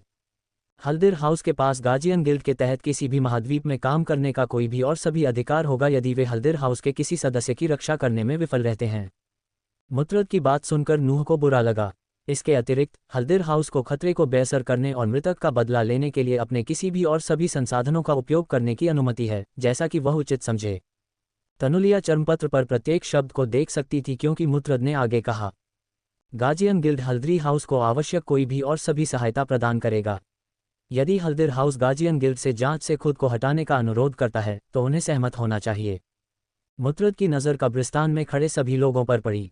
उसने चुप्पी बनाने के लिए एक पल के लिए सामग्री को पढ़ना बंद कर दिया और अपने शब्दों को उनके दिमाग में उतरने दिया।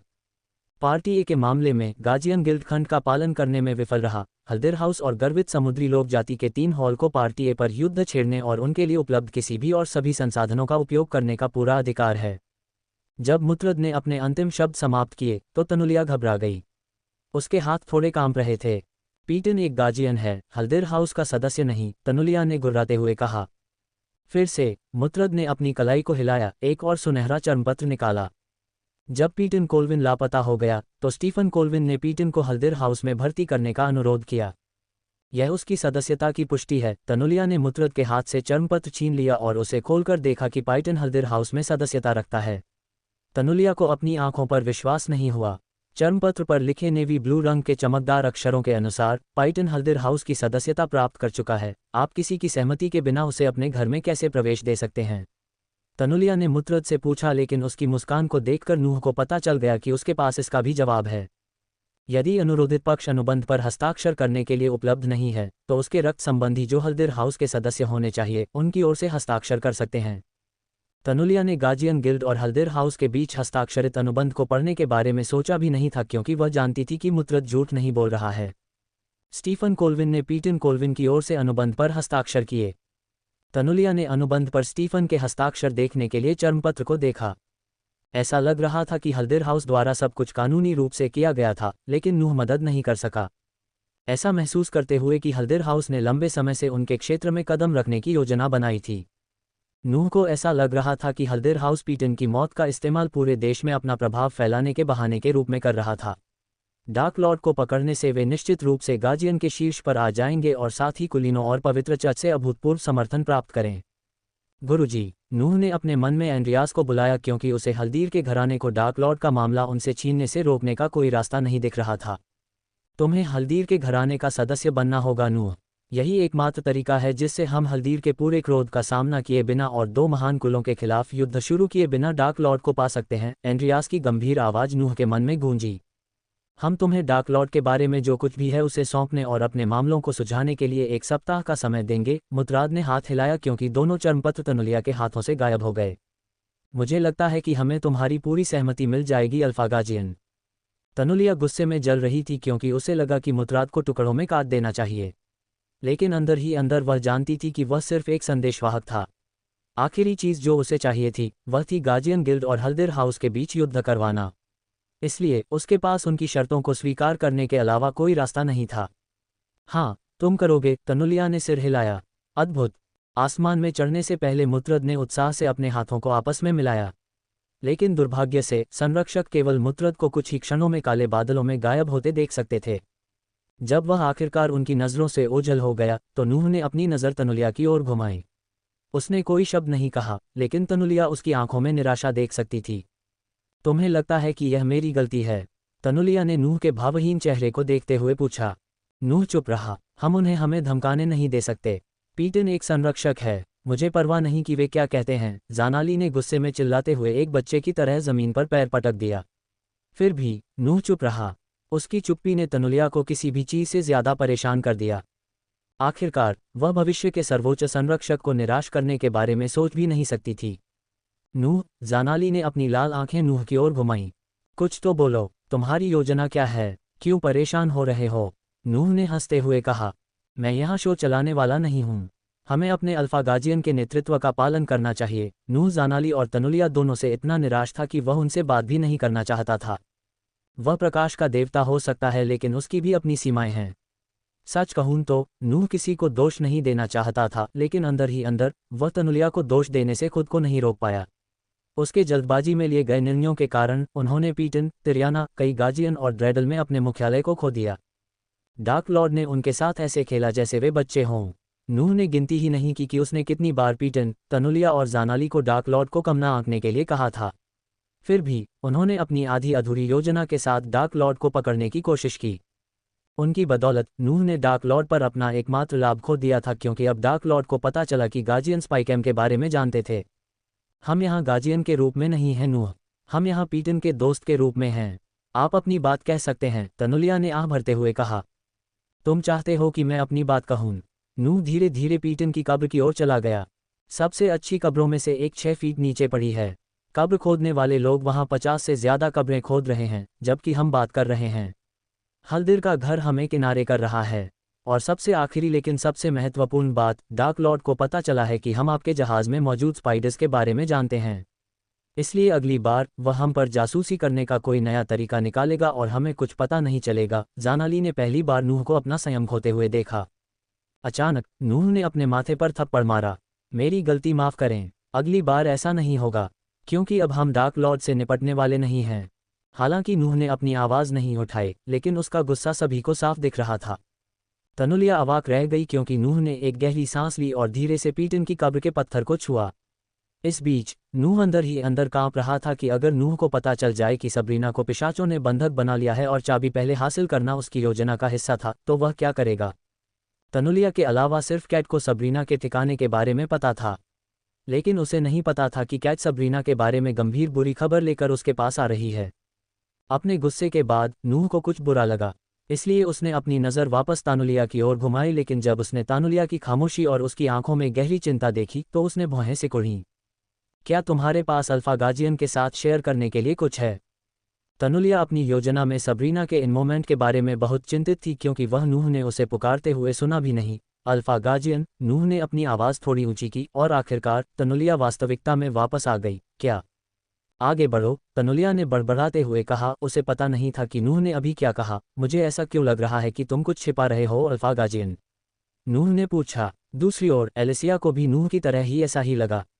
इन बेवकूफ़ों से बात करके समय बर्बाद मत करो नूह, चलो यहाँ से निकलते हैं, हमारे पास करने के लिए और भी ज़रूरी काम है, एंड्रियास ने हंसते हुए कहा। तुम सब कुछ नहीं जानते नूह, तनुलिया ने ठंडे स्वर में नूह की बात काट दी ताकि वह और कोई सवाल न पूछे। उस समय तनुलिया केवल यही प्रार्थना कर सकती थी कि सबरीना उन्हें चाबी तक ले जाए और जिंदा बाहर आ जाए, अन्यथा उसे अपनी जान देकर इसकी कीमत चुकानी पड़ सकती है। अध्याय 550 माइकल डॉन आई से मिलता है। इस बीच माइकल सबरीना के साथ कालकोठरी की दीवारों के साथ साथ चल रहा था। उसे यकीन था कि वह पंखों वाले शेर और तलवार और युद्ध कुल्हाड़ी लेकर चलने वाले युवक से मिलेगा। डॉन, माइकल को याद आया कि कुछ क्षण पहले दीवारों के माध्यम से नाम गूंज रहा था।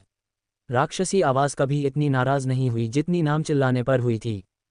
हंटर के अनुसार पिछला ब्रह्मांड सबसे खतरनाक था जिसे उसने देखा था। कुछ ने माइकल को बताया कि यात्रा समाप्त होने वाली थी। हंटर का धन्यवाद जिसने त्वचाहीन प्राणियों और छाया क्षेत्र की रक्षा करने वाले सबसे शक्तिशाली प्राणियों को मिटा दिया। माइकल को कभी भी किसी भी जानलेवा लड़ाई का सामना नहीं करना पड़ा। माइकल हंटर के प्रति आभारी था और छाया क्षेत्र को साफ करने के लिए उस पर क्रोधित भी था। वह त्वचाहीन प्राणियों को मारकर सैकड़ों हजारों बदमाश अर्जित कर सकता था। फिलहाल उसके दिमाग में यही सवाल घूम रहा था कि क्या अगले ब्रह्मांड के लोग उसे देख पाएंगे या नहीं। उसे दोनों ही परिदृश्यों के लिए योजना बनानी थी, अगर आकार मायने रखता। अचानक जब वे आगे बढ़ रहे थे, माइकल ने उस क्षेत्र में एक आकर्षक चुंबकीय आवाज़ सुनी। हाथी जंगल का राजा होगा, क्या तुमने सुना? सबरीना ने पूछा और माइकल ने सिर हिलाया। ये आवाज़ें क्या हैं? ये कहाँ से आ रही हैं? सबरीना ने अपने आसपास के माहौल को बहुत उलझन में देखा। कोई पता नहीं, माइकल ने सच्चाई का खुलासा करने के बजाय झूठ बोला कि ये आवाज़ें छाया क्षेत्र की दीवारों की दरारों के माध्यम से दूसरे ब्रह्मांडों से आ रही हैं। एक राजा पैदा नहीं होता, उसे बनाया जाता है। भूल भुलैया में एक और आवाज़ गूंजी। पिछली आवाज़ के विपरीत नवीनतम आवाज़ में थोड़ा मोटा पशुवत स्वर था। आवाज़ सुनने के बाद माइकल के दिमाग में स्वतः ही दीवार पर देखे गए शेर का ख्याल आया। एक तरफ उन्होंने आवाज़ सुनी और दूसरी तरफ उन्होंने जानवर की तलाश में इधर उधर देखा। सावधानी से इधर उधर देखते हुए वे दोनों अपनी यात्रा जारी रखते हैं। माइकल को आसपास कोई जानवर नहीं दिखाई दिया। इसके बजाय उसने एक पल के लिए आसमान में पंखों वाले एक शेर की छाया देखी। मैं एक लोकप्रिय भीड़ की बजाय एक अकेला शेर बनना पसंद करूंगा। माइकल कसम खा सकता था कि उसने शेर को अपनी दृष्टि से गायब होने से पहले बात करते हुए देखा था। इस बार सबरीना ने आवाज़ नहीं सुनी क्योंकि वह बिना अपना सिर घुमाए उसके बगल में चली गई। मुझे नहीं लगता कि जानवर भाग गया। इसके बजाय उसने उस जानवर के बारे में बात की जिसे माइकल ने पहले घायल कर दिया था। माइकल ने सिर हिलाया क्योंकि उसने भी यही सोचा था। अगर उसकी आंतरिक भावना सही थी तो जानवर जाल के साथ इंतजार कर रहा होगा। स्वर्ग में सेवा करने से बेहतर है नरक में राज करना। माइकल ने फिर से पहली आवाज़ सुनी। उसने जल्दी से आसमान की ओर देखा, एक छाया की उम्मीद में, केवल काले आसमान के अलावा कुछ भी नहीं देखने के लिए। मेरा जीवन, हर दिन, हर मिनट, हर सेकंड मैंने खुद ही गढ़ा है। माइकल को लगा जैसे उसका सिर फटने वाला है जब उसने भूल भुलैया में गड़गड़ाहट वाली आवाज़ सुनी। आवाज़ का अनुसरण करते हुए माइकल और सबरीना ने जानवर को पीड़ा में दहाड़ते हुए सुना। माइकल ने ज़मीन पर हिंसक कंपन महसूस किया, जिससे पूरा भूलभुलैया कांप उठा। याद रखें, हर कहानी के दो पहलू होते हैं। ठीक वैसे ही जैसे आपका चेहरा, एक बार फिर आवाज़ भूलभुलैया में गूंजी। लेकिन पहले के विपरीत आवाज़ ने कंपन को शांत कर दिया। हालांकि माइकल को लग रहा था कि यह तूफान से पहले की शांति थी। उसे उम्मीद थी कि जानवर जल्द ही आ जाएगा। फिर जैसा कि उसने उम्मीद की थी, उसे दूर से हल्की क्लिकिंग की आवाज़ें सुनाई देने लगीं। चलो इस जानवर को मार देते हैं, सबरीना ने तलवार हवा में फेंकी और उसे अपने हाथ में गिरने दिया। उसने माइकल की तरह अपनी गर्दन भी तोड़ दी। माइकल ने सबरीना को उसकी नकल करते हुए नहीं देखा क्योंकि वह भूलभुलैया में गूंजती आवाज़ों पर ध्यान केंद्रित कर रहा था। मैंने प्यार की भीख मांगी, तुमने मेरे दिल में खंजर भोंक दिया, अब तुम माफ़ी मांगो, मैं तुम्हें मौत दूंगा। इन शब्दों के गूंजने के बाद माइकल ने अपने ऊपर आसमान में काले कपड़े पहने एक आदमी की छाया देखी। उसने काले कवच पहने थे और अपने सिर को लबादे से ढका हुआ था। वह आदमी पीछे मुड़कर अपना चेहरा दिखाने ही वाला था कि माइकल ने दूर से एक चमक देखी। माइकल की सहज प्रवृत्ति ने उसे दूर भागने के लिए चिल्लाया। बूम! सौभाग्य से माइकल ने समय रहते प्रतिक्रिया की और दूर भाग गया, अन्यथा वह टुकड़ों में फट जाता। जब वह ये देखने के लिए मुड़ा कि विस्फोट कहाँ हो रहा है, तो उसने देखा कि उससे कुछ मीटर दूर जमीन पर 1 मीटर चौड़ा टोकरा पड़ा है। पलक झपकते ही दूरी में एक और चमक दिखाई दी। भागने से पहले माइकल ने आसमान की ओर देखा और छाया को धीरे धीरे फीका पड़ता हुआ देखा। माइके को इस बात से निराशा हुई कि वह उस युवक का चेहरा नहीं देख पाया और वह जानवर दूर से उस पर आग के गोले दाग रहा था, जिससे वह परेशान हो गया। मेरे साथ बहुत हो चुका, माइकल ने गुर्राते हुए कहा और जानवर को बेरहमी से मारने के इरादे से आगे बढ़ा। सबरीना आग के गोले से बचते हुए उसके पीछे भागी। जानवर ने बहुत जोर से दहाड़ लगाए, लेकिन आश्चर्यजनक रूप से दहाड़ से ऐसा लग रहा था कि जानवर गुस्से में दहाड़ने के बजाय दर्द से चिल्ला रहा था। माइकल को तुरंत लगा कि कुछ गड़बड़ है और उसने अपनी गति रोक दी। हम क्यों रुके? सबरीना ने भ्रमित चेहरे के साथ माइकल से पूछा। सुनो। सबरीना ने अपनी सुनने की शक्ति पर ध्यान केंद्रित किया और जानवर की दहाड़ सुनी। ध्यान केंद्रित करो, माइकल फुसफुसाया जब उसने अपनी आंखें बंद की और दहाड़ पर ध्यान केंद्रित किया। तभी उसे जानवर की दहाड़ में दर्द का एहसास हुआ। जब उसने और अधिक ध्यान केंद्रित किया तो उसने स्पष्ट रूप से एक और गुर्राहट की आवाज़ सुनी। जैसे जैसे वे आगे बढ़े, चीखना बंद हो गया। अपनी रक्षा न करना और अपनी ढाल मंत्र का जाप करने के लिए तैयार रहना, माइकल ने सबरीना को निर्देश दिया, जबकि वह हर कदम अत्यंत सावधानी से उठा रहा था। उसने अपनी थमल दृष्टि को सक्रिय किया ताकि वह देख सके कि उनके आसपास कोई अदृश्य जानवर तो नहीं है।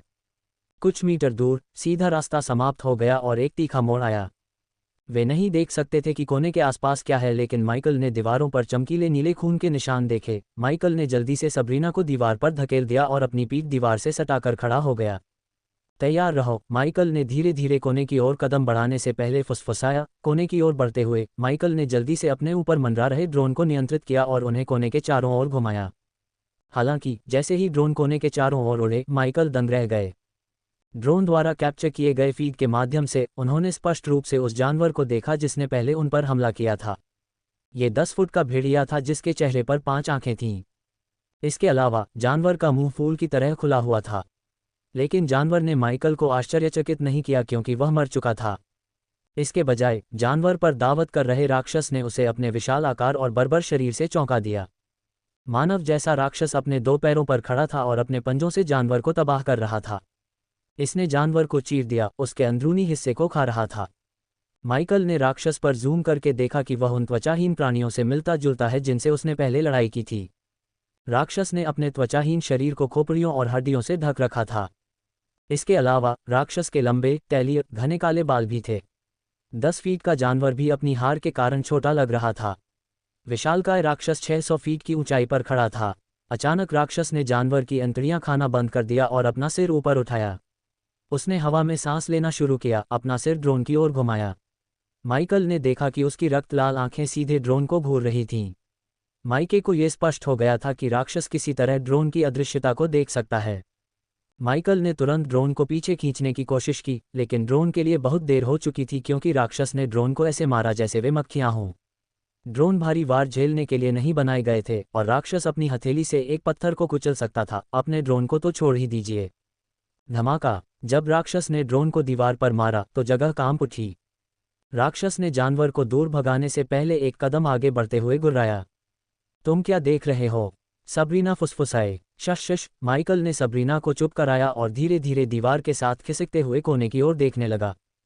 भाड़ में जाओ हंटर। जैसे ही माइकल ने अपनी आंखों से विशालकाय राक्षस को देखा, उसने हंटर को कोसा, जिसने कहा कि उसने छाया क्षेत्र में शक्तिशाली राक्षसों को मिटा दिया। इससे पहले कि माइकल राक्षस से अपनी नज़र हटाता, उसने राक्षस की छाती पर एक गहरा घाव देखा। किसी कारण से माइकल ने सोचा कि यह हंटर का काम है। जाहिर है, हंटर ने निशान को देखकर राक्षस को मारने की कोशिश की। हालांकि ये स्पष्ट था कि हंटर विफल रहा, लेकिन माइकल को हंटर को यह स्वीकार करना पड़ा, वह राक्षस से सीधे लड़ने के लिए पागल और निडर था। आखिर वह इतना शक्तिशाली कैसे बन गया? माइकल ने याद किया कि हंटर ने कितनी आसानी से जादूगरों और हंटर के दूसरे समूह का नरसंहार किया था। हालांकि माइकल को हंटर के ब्रह्मांड में शक्ति पदानुक्रम का कोई अंदाजा नहीं था, लेकिन उसे लग रहा था कि हंटर पदानुक्रम में सबसे ऊपर खड़ा है। राक्षस फ्यूजन स्टेज लेवल 6 पर था, इसलिए माइकल जानता था कि जब तक वह डार्क लॉर्ड के रूप में राक्षस से नहीं लड़ता, तब तक वह राक्षस से नहीं लड़ सकता और जीवित नहीं रह सकता। राक्षस माइकल और सबरीना की ओर बढ़ते हुए हवा सूंघता रहा। इस दर पर राक्षस के साथ लड़ाई अपरिहार्य थी। एक गहरी सांस लेते हुए माइकल ने सबरीना को देखने के लिए अपना सिर घुमाया।